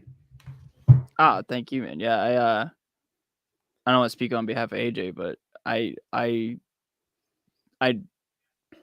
love talking about my favorite band, and honestly, I take a lot of inspiration from AJ, and like I base a lot of what I do off of him. So it's just pretty cool, like to see what he's doing this year was huge for him.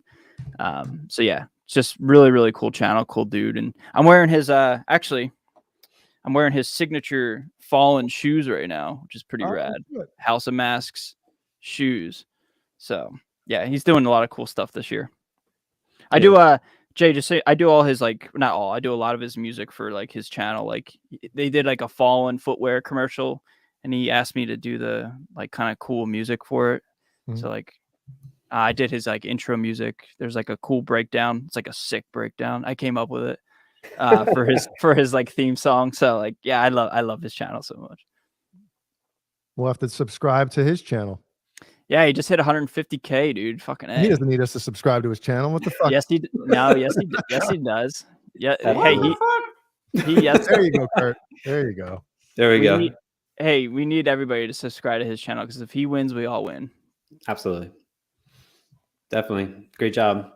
All right. We're going to one of my favorite segments that I'm pumped for, that a bunch of people have been asking questions for. It's going to be tonight's rapid fire questions.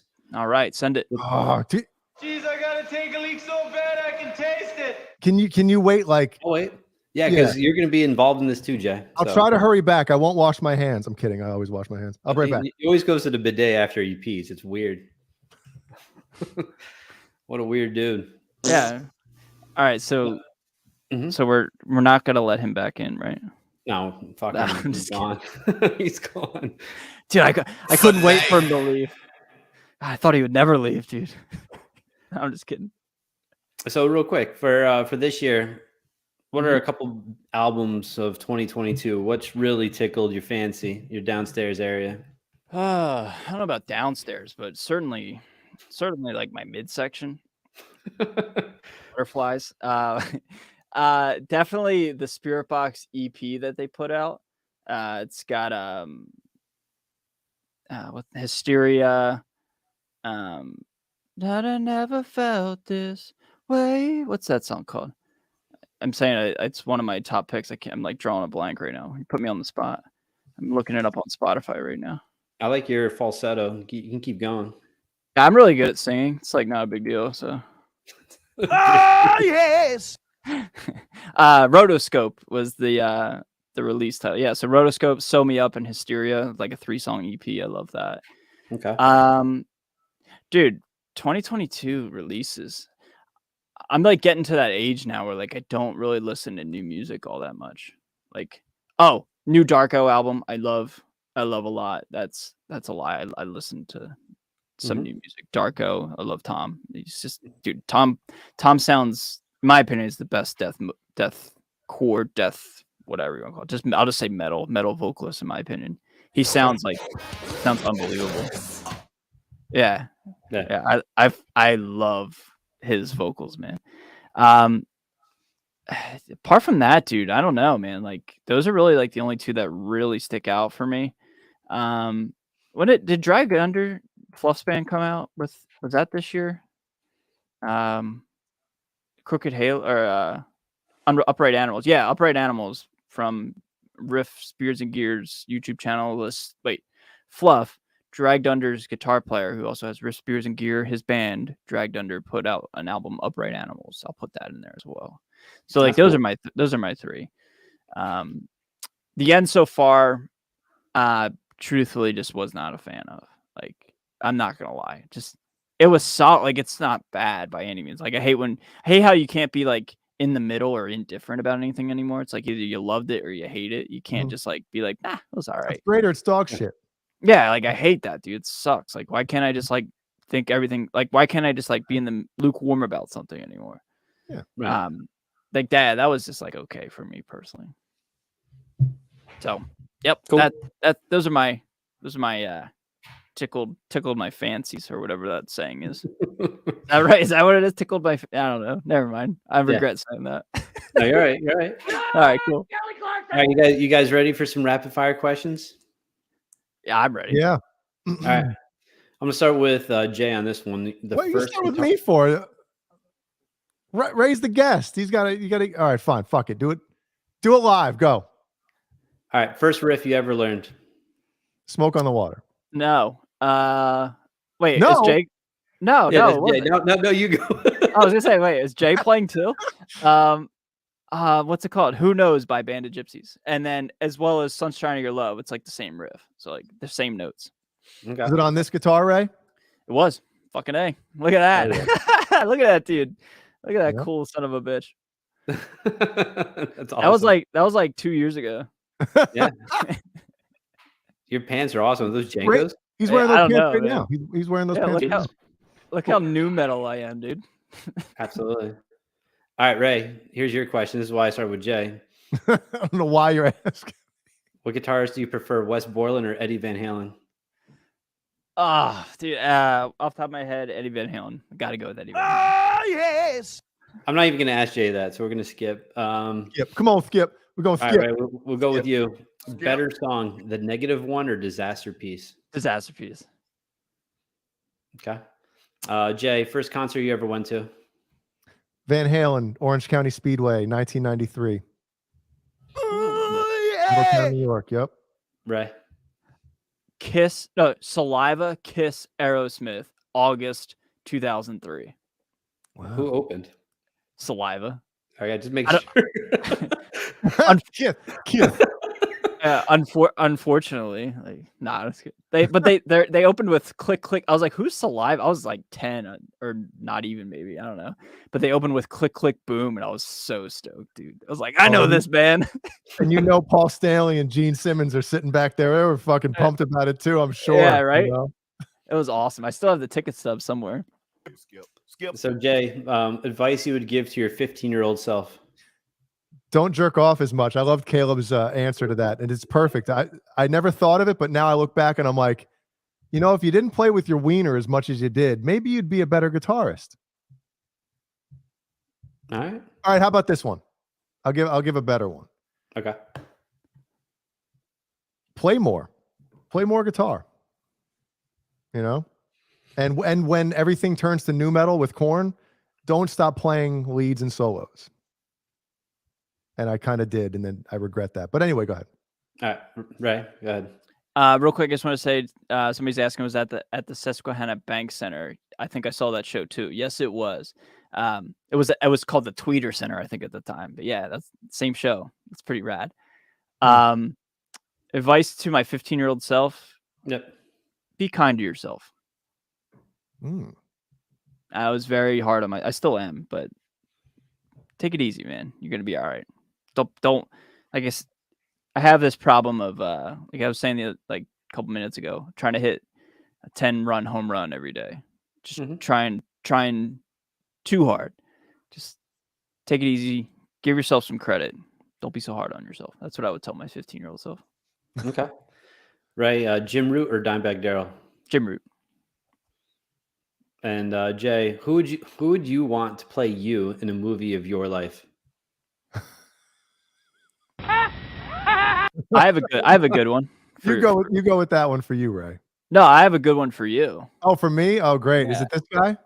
Is it Peter North? No. Bernthal, the guy from like Fury and Punisher. And Walking Dead.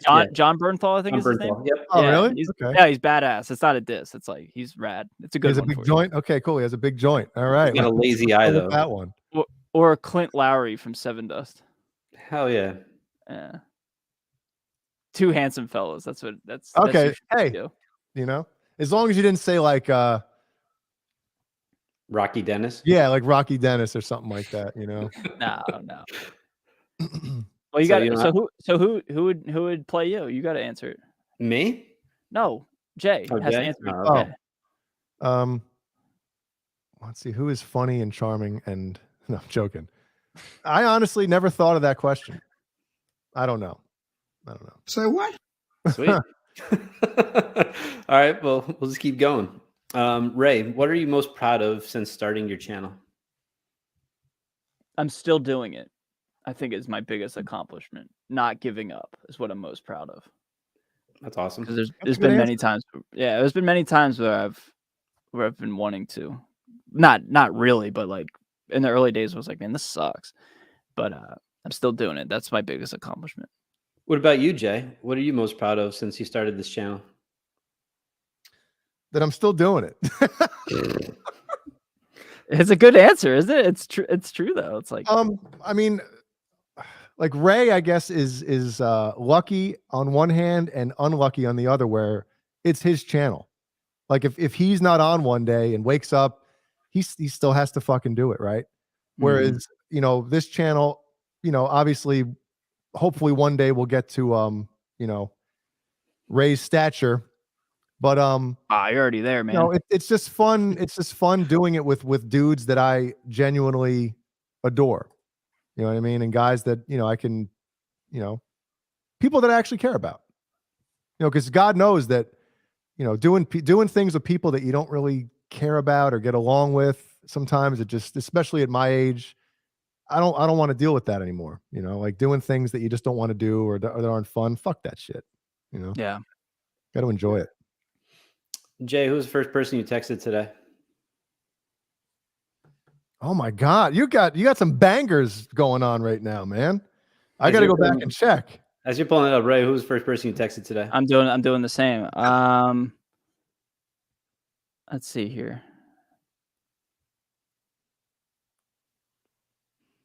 Now, are you talking about today, like when I woke up, or after midnight last night?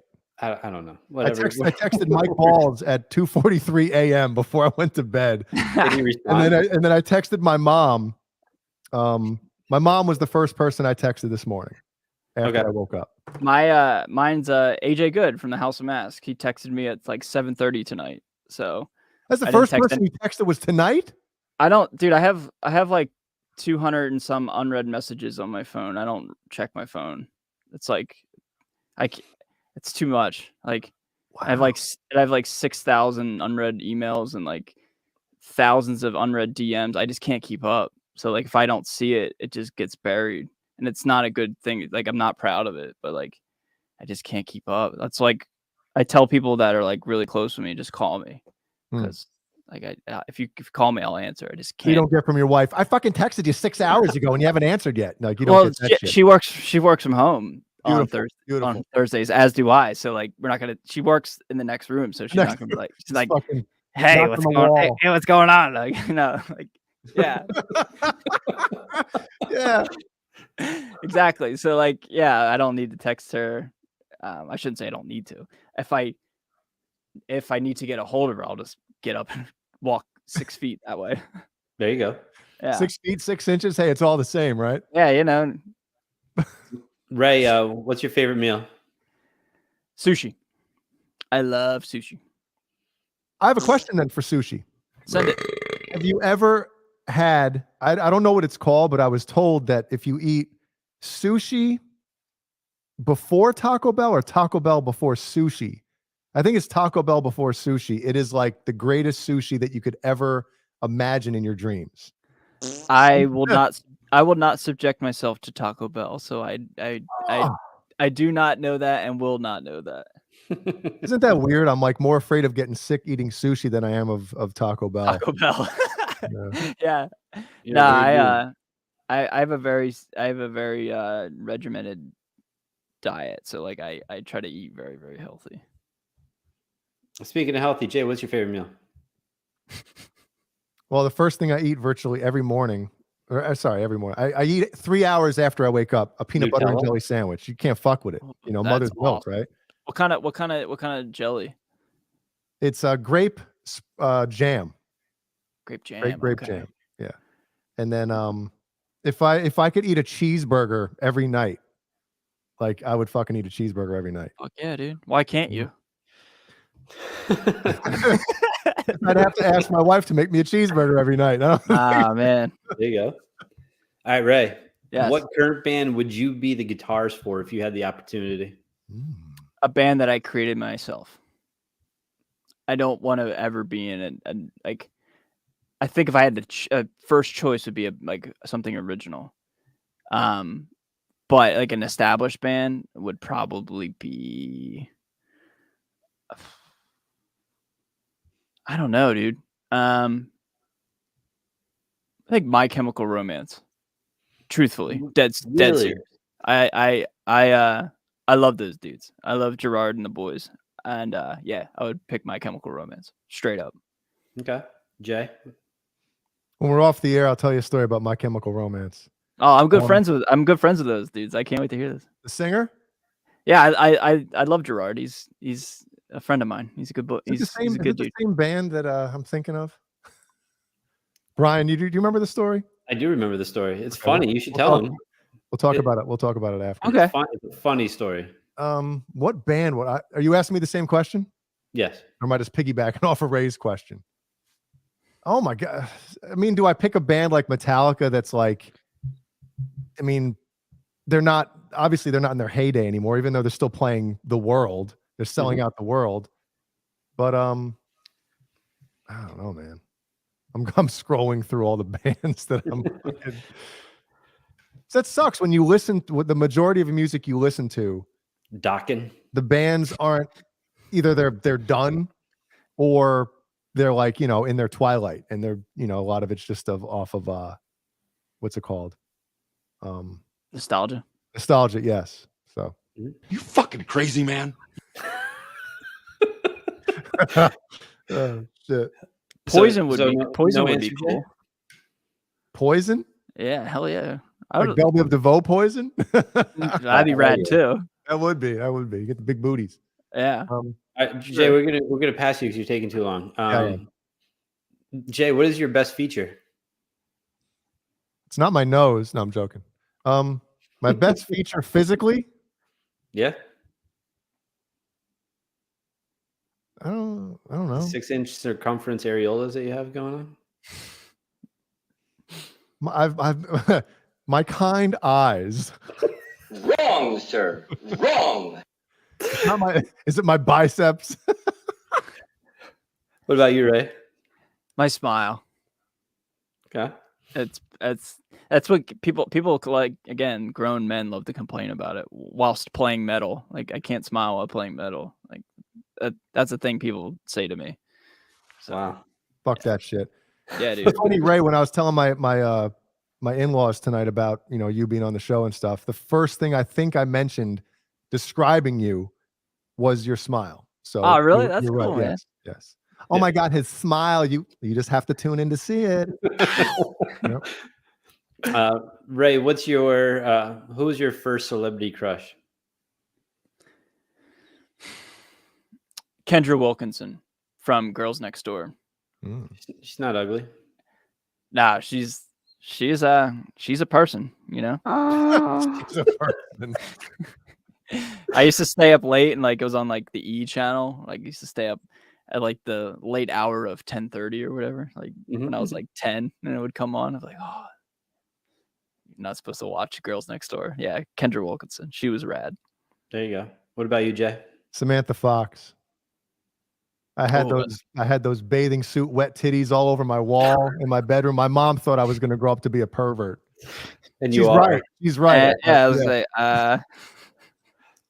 what about all right, so Jay, I'll start with you on this. What's your favorite song to play live? Gizmachi song. It's been a while, but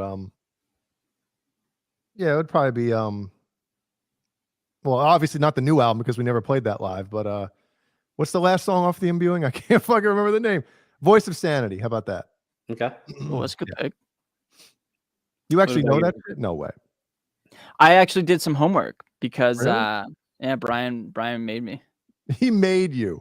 No, that's not what I meant. I know, No. I know. He said, check it out. And I was like, all right, yeah. Made you was not the right word or right phrasing. I know. It's all. So listen to this shit, motherfucker. Yeah. Ray, what about you? What was your favorite song to play live? Honestly,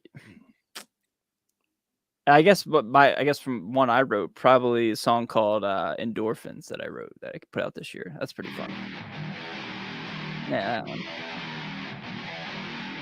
I cut it to 5 seconds so you don't get the Damn it. You know, get ding. I could have made half a cent just now.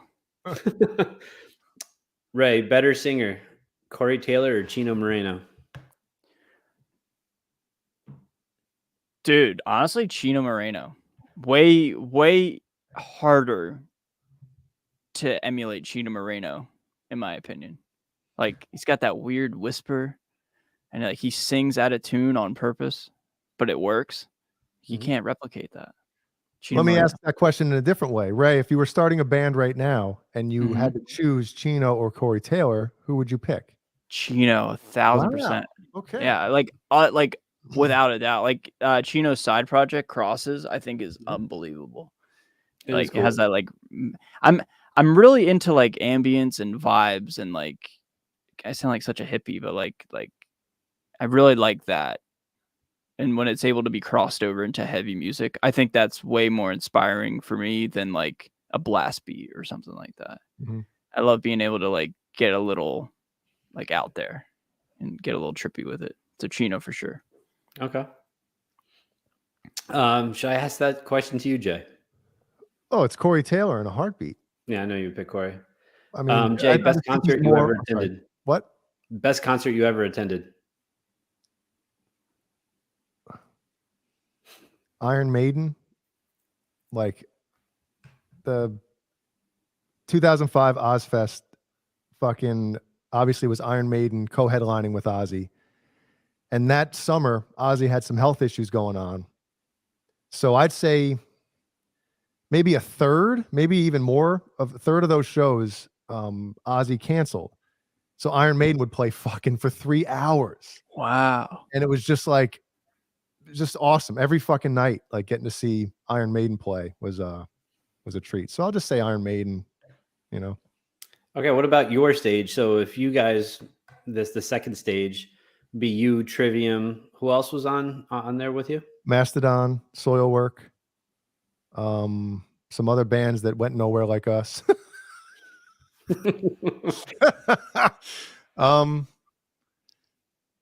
But yeah, I mean, you know, it was weird sometimes playing. Yeah, there it is. There's the Burns. You know, playing at fucking 9:45 or 10, whatever the hell the earliest slot in the morning was. Florida. That was the Trivium. You know, because they would rotate, right? Like one day you're playing the last show before I think the top 2 or 3 bands, whatever was on the second stage, which was Mastodon, John Five, what the fuck? The singer, Rob Zombie. And wasn't there like 2 or 3 bands that were kind of headlined the second stage. But I mean, you know, if you're playing the last slot, rotating slot one day, the next day you're playing the first slot. Dude, it's hard playing heavy metal music at 10 in the morning. It's weird. It really is, you know. But Cool. All right, Ray, I already know this, but your favorite holiday is Halloween. Jay. I know yours. your birthday. Yeah, It's Christmas. It's Christmas. Let's love Christmas. my birthday is literally the worst fake holiday ever, but we'll talk about that some other time. Ray, what's your one vice? Chipotle. Okay, I love Chipotle. Jay. My one vice is my shitty time management. Dude, if I have 2 things to get done, none of them are getting done. So, yeah. All right. Ray, more influential album, Korn's self-titled album or Slipknot's self-titled album? Slipknot's self-titled album all day. Okay. Jay? Opposite for me, Korn. Korn changed everything for me when I first heard in the Szymanski's, Matt and Ted Szymanski's backyard. Fucking walked over there and they had the Sony, CD player on the fucking back table. Yeah. And I was like, what is this? And there was something about, I've talked about this before, and I don't mean to delay or prolong your rapid fire, but there's something about this, like sonically, and I never heard anybody sing like that before, that voice and the down-tuned guitar. Like, I was just like, what is this? And that was it. Changed everything. Had to get a 7-string after that shit. Yep. All right. Jay, band you prefer, Mastodon or Gojira? Mastodon. Easy. Ray? Mastodon. Okay. Nickname you would give yourself, Jay?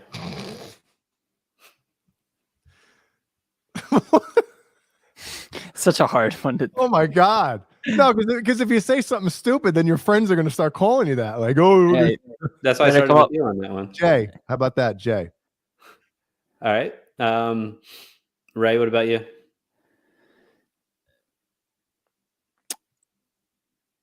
Well, my tattoo artist calls me Mr. Smiles, so I'll go with that. Okay. Jay, have you ever streamed a porn at 2 a.m. really loudly? Yes, I have. Yes, you have. I know that. That's why Unintentionally loudly, but yes, I have. that's why I want to go with you. Ray, what's your favorite gym workout? Chest. Who's Jim? Who's Jim? Wait a Yeah. minute. Who's Jim? Which Jim? Carrie? Hell yeah. Nah, Chest. chest, dude. It's cliche, but yeah, who doesn't love chest? Agreed. Love good gym day. All right, last question. Who doesn't love I'll chest? go Yeah, with right. I'm gonna go with Ray on this. Better Okay. album this year, the new Slipknot or the new Meshuggah? Oh, new Meshuggah by far, dude. Like Wow. that, not even close. Yeah. Wow. Anything Meshuggah puts out, it's like unbelievable. I'll just leave it at that. Jay? I'm not with Ray on this one. What? What? Fight about it or what? Like, I don't know, man. I think a lot of it has to do with the mix, like the drums on that new Meshuggah album. They sound, I don't know, kind of like, I don't know. it's what, awesome. Like No, in time. I feel like they just really super triggered on this one, and I'm like, oh man, I've aired out my grievances on that one. Yeah, while ago. but like Metallica just triggered their drums. Like, Dude, Metallica last hasn't week. been Metallica in fucking how many years now? What are we 30. working on 30 years. Like think about that. This will mess you up. I mean, I was alive when all this shit was happening, but Metallica, if you take like 83, right, Kill 'Em All, yeah. to 91, 83, 84, 85, 86, 87, 89, 90, 91. So you got 9 years of dominance. I mean, I know it's in the grand scheme of things in music, it is a long time because most bands don't stick around for 2 albums. Yeah. But they have that 5 albums where it's like they were just the kings. And since 91, have they really, I mean, I like the Load record. I do. I still listen to it. Garage Inc., dude. What are you talking about now? But is it like, I mean, nothing holds a candle to that 9-year stretch of like just fucking, That is, I never thought. See, like to be fair, I'm not a huge Metallica. Again, like I said, I have to preface everything. Be careful what you say. Like, I'm not a huge Metallica fan. It's like sacrilege to say, but like, I just didn't grow up with the thrash. I just didn't. Yeah. I didn't grow up with it.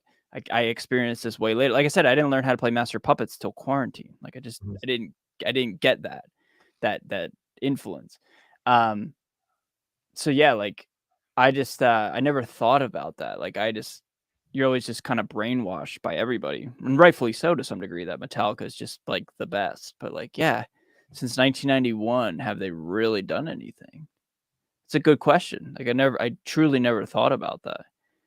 And maybe a hot take, but I would say not really. Like, I thought Hardwired to Self-Destruct was pretty good. Like, It's cool. Spit Out the Bones pretty rad. And Spit Out the Bones the shit. That's a great song. Like, that song's pretty fucking dope. And like, Moth to Flame solid, and Hardwired's okay, but yeah, I never thought about that. Yeah. And it's hard. Wait. It's hard to be on top of the world for that long too, and just write What's the godlike song? music. What's the song where it has like it's the Lords of Chaos actors, Mayhem, playing the music video? No, I don't know. It's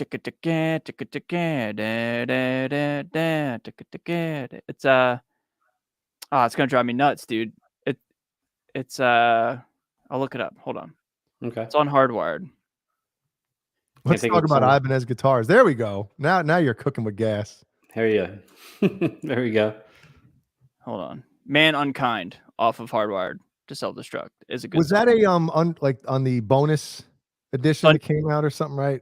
It's on disc 2 according to Spotify. Yeah, so I think that was like after the album came out, they released like a special edition with a couple unreleased I don't think tracks. so, because Spit Out the Bones on disc 2. Well, then I don't know what the hell I'm talking about, obviously. Hey. Here's my brain right now. Like, what? Yeah. Yeah, Atlas Rise is another one too. Mm-hmm. Yeah, but yeah, that's interesting. I never really thought about how Metallica really hasn't had like a banger, quote unquote, as the kids say, since 1991. Are you a Pearl Jam fan? Oh yeah, dude. Well, my wife's like favorite, and I always give her shit. I'm like, you got 10, and you got verses. I was gonna say you got 10 and that's it, but yeah, I mean, but that's I love 10 so much. Well, like 10 is like the appetite for destruction of the grunge albums. Like Mm-hmm. it's like a one and done. Or like this is a really obscure reference, but the band Black Crowes, Shake Your Moneymaker is like a phenomenal record. But like apart from that, like the Black Crowes haven't done anything except haven't done shit. But that's how amazing or iconic those albums are. From it's only Metallica, we talk about 5 albums, right, since 91. It's been such a long time since they were that great, but it doesn't matter. They're selling, like I said before, they're selling out the fucking planet. Which is awesome. That's the voice I love. Yeah. Same with Pearl Jam, right? 2 albums, and yeah, some of the songs off of Vitology are cool, but like they're still, those songs are so great and they mean so much to so many people that they'll still sell out stadiums. It's like, yeah, damn. It's unbelievable. I think talking about grunge, I think Alice in Chains is the best, or at least I shouldn't say the best, but I think I'm gonna say it. They're the best, and they're also my favorite. I just think they, from 90 to 2000, or I guess 98, which is only like 6 years or whatever, really short span. But I think like they just, every single album that they put out with Lane Staley was amazing. Like, absolutely. Alice in Chains is great, but to me, Soundgarden was the torchbearers of that genre. Dude, heavy as fuck. I think Soundgarden's the most underrated out of all of them. I think because everybody loves Nirvana, which, in my opinion, is probably my least favorite grunge band. Agreed. Yeah, I truly, sorry, I just don't understand. Like, is that bad? I don't know.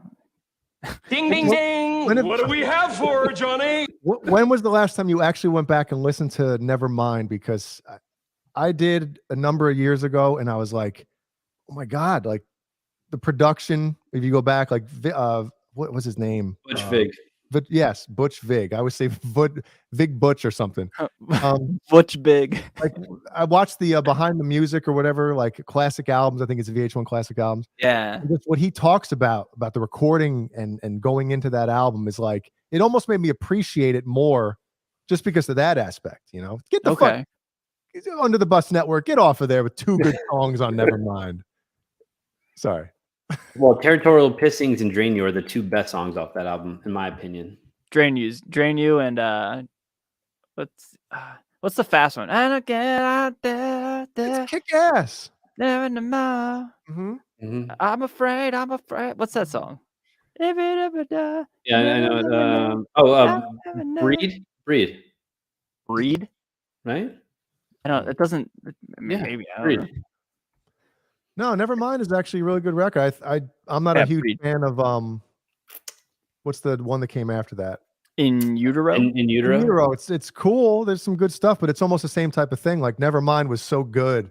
And this is from my opinion. But I don't know. It's like I don't think they would have ever. I hate saying shit like this, but you know, I don't think they would have ever put out another great record again, even if you know Kurt Cobain wasn't murdered. Whoa. Whoa. Sorry. Wow. Yeah, I'm looking at In Utero now. We got Harp Shaped Box, Rape Me, and All Apologies. Yeah, Rape Me is a very positive, uplifting song too. Yeah, it's about bringing home the troops. Mm-hmm. Yeah. That's hilarious. All right. I don't know. I think for me, last question I have for you, really about the channel, right? Yeah. Where do you see the channel going? What are you looking to accomplish now? Like you've done so much, and your channel's great. You put out content all the time. What else are you looking to do? Are you looking to collaborate more with others? I'll be truthful. Like collabs are awesome, but dude, I've had such a bunch of bad luck where like with collabs and stuff. I mean, I did like a couple interviews and stuff. Don't get me wrong. I'm very grateful for that. I did a couple interviews recently, and you know, did the song with Tom Barber. But I'm really focusing on just keeping my circle really small, and really just kind of working on me, like I keep saying. So I want to just like, scale things back a bit and just like go back to having fun again, because it became a job I didn't like anymore. Like I did YouTube because I didn't want to do a job I didn't like. Now all of a sudden, in like the summer of 2022, I started to like get burnt out with YouTube. So I've learned to slowly like reel it back in and like scale, like I keep saying, scale things back. So I want to keep working on myself and work on that front where like I just enjoy it again, because when I first started, I wasn't making any money, wasn't a job, it was a passion, and I was so happy. I was so happy to do it just for nothing. Mm-hmm. So I want to fall in love with it again. That's like one of my big goals, and I've quickly got that back, and I love it a lot more now. But I want to love it even more so.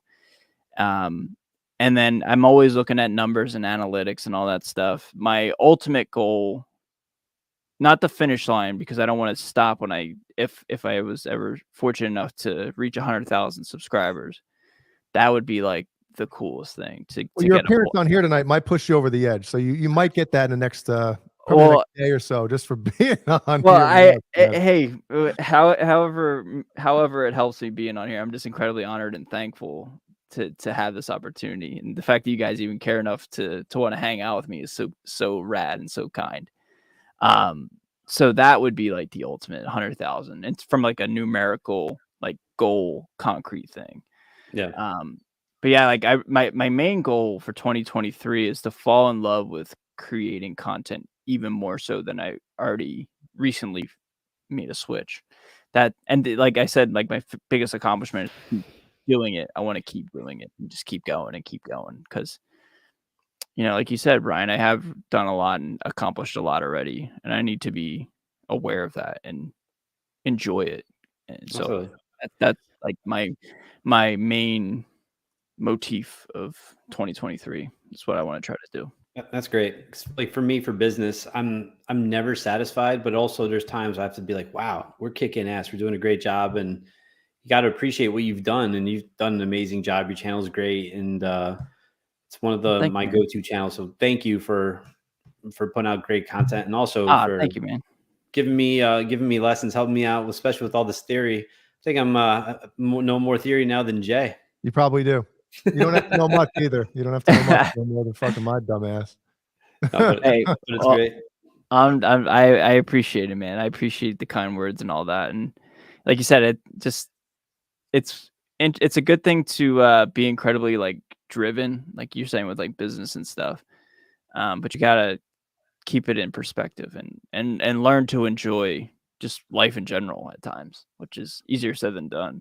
Well, before we cut this short, because I almost feel like we could sit here and talk all fucking night, but Okay. I want to kind of touch on something you mentioned before, and I think a lot of people don't really think of this when they get into something. You mentioned you started this because of a passion, Mm-hmm.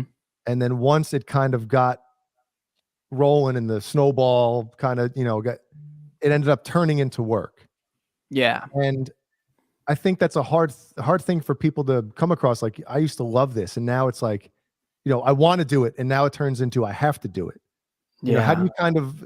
I think you're kind of saying you're still figuring out how to, kind of come to grips with that. But yeah. So like, it started to pick up, like the spark that everybody kind of found me was being fortunate enough to interview Jim Root. That was the coolest thing, and that was like the catalyst to me, blowing up, as they say. Mhm. But then once the pandemic hit, people were home more, and then that started to pick up. So it kind of snowballed and escalated.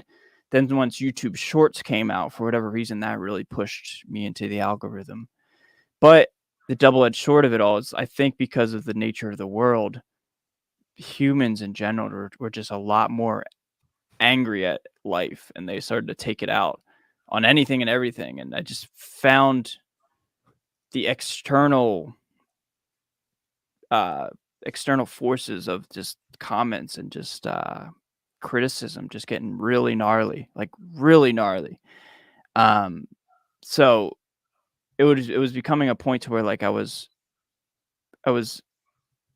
working myself to the bone, and people, and wanting to share my love and passion, but the response was a lot more negative than I was used to, I guess because I was reaching new audiences and just, Of course, gaining yeah. more traction. But like, it just became like, it became really like, just really heavy for a while. Mhm. So it's like the equivalent of like going to your job and like people just say, "Hey, what's up, you fucking asshole?" Like every day for like 3 years. You'd be That's like, "I just don't my want house. So to." Yeah. You'd be like, "I don't want to go to that job. That job sucks," So like, and there's no repercussions for anybody who says that to you. yeah. So I learned over like that's just you have to learn like that's just projections of people, like, and like that's just how it is. It's just, you got to deal with it. Mhm. And then also too, I work from home, so like I don't have that separation. Like I'm in my house right now. Like I don't have to commute to work. My commute is going up the steps. Like I'm always here. You know what I mean? You Like, don't have to fucking take off your pajamas. You just yeah, exactly, dude. Like I don't have pants on right now. I'm just kidding. Me neither. But like, yeah, like you don't have that break. So like I had to learn how to like, all right, at a certain point in the day, I don't check emails, I don't check DMs, I don't check comments, I don't check text messages, I don't check anything. That's why, like, browsers, yeah. yeah. Well, I mean, come on, there's always room for that. Yeah. My lunch break, yeah. So yeah, it's just like finding that balance and just learning that like I said, I keep saying it's like you're not gonna go viral every day. Like I was, it's like everybody wants to go viral, everybody wants to blow up every single day, but it's just not gonna happen. I ain't got it like that. You're not gonna go viral from a plugin demo. Like you know what I mean? Like you're just not gonna do that, or like an amp demo, or an original instrumental metal guitar album. It's just not going to happen.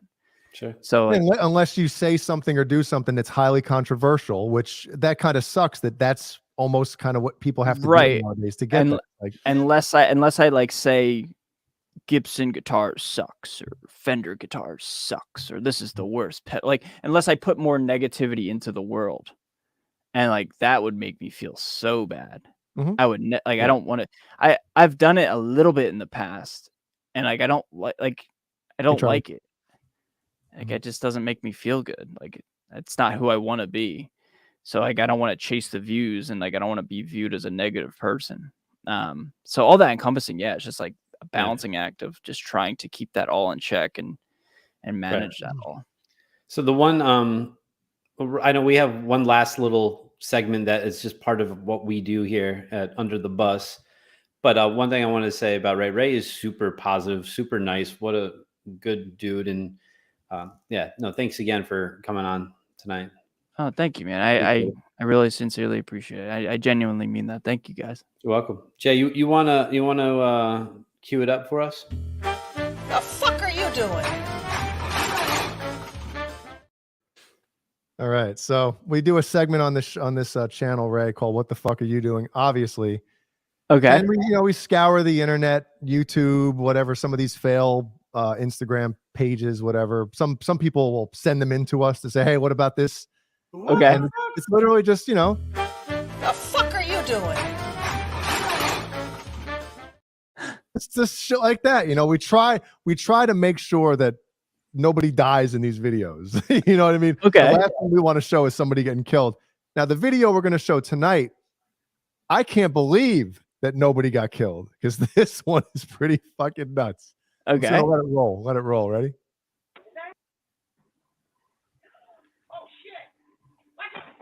Oh my God. So obviously, you can't see my mouse over the thing. The woman on the right sees it coming. Yeah. Sees it fucking coming. This guy's looking down on his phone on the left here, and he turns around, sees it, and at just the last gasp, just look at this. Just a bit outside. And look at the woman. The woman sitting next to him, like it just misses her too. I think her hat fell off. Just a bit outside. Wow. Yeah, her hat came off. I mean, dude, like nobody in here, like this car hit, and thank God that woman said, "Holy shit," because that guy wouldn't have turned around, right? Yeah.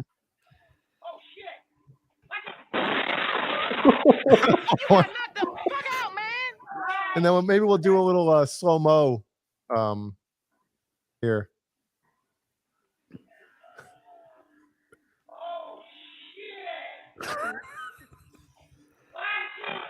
Watch it.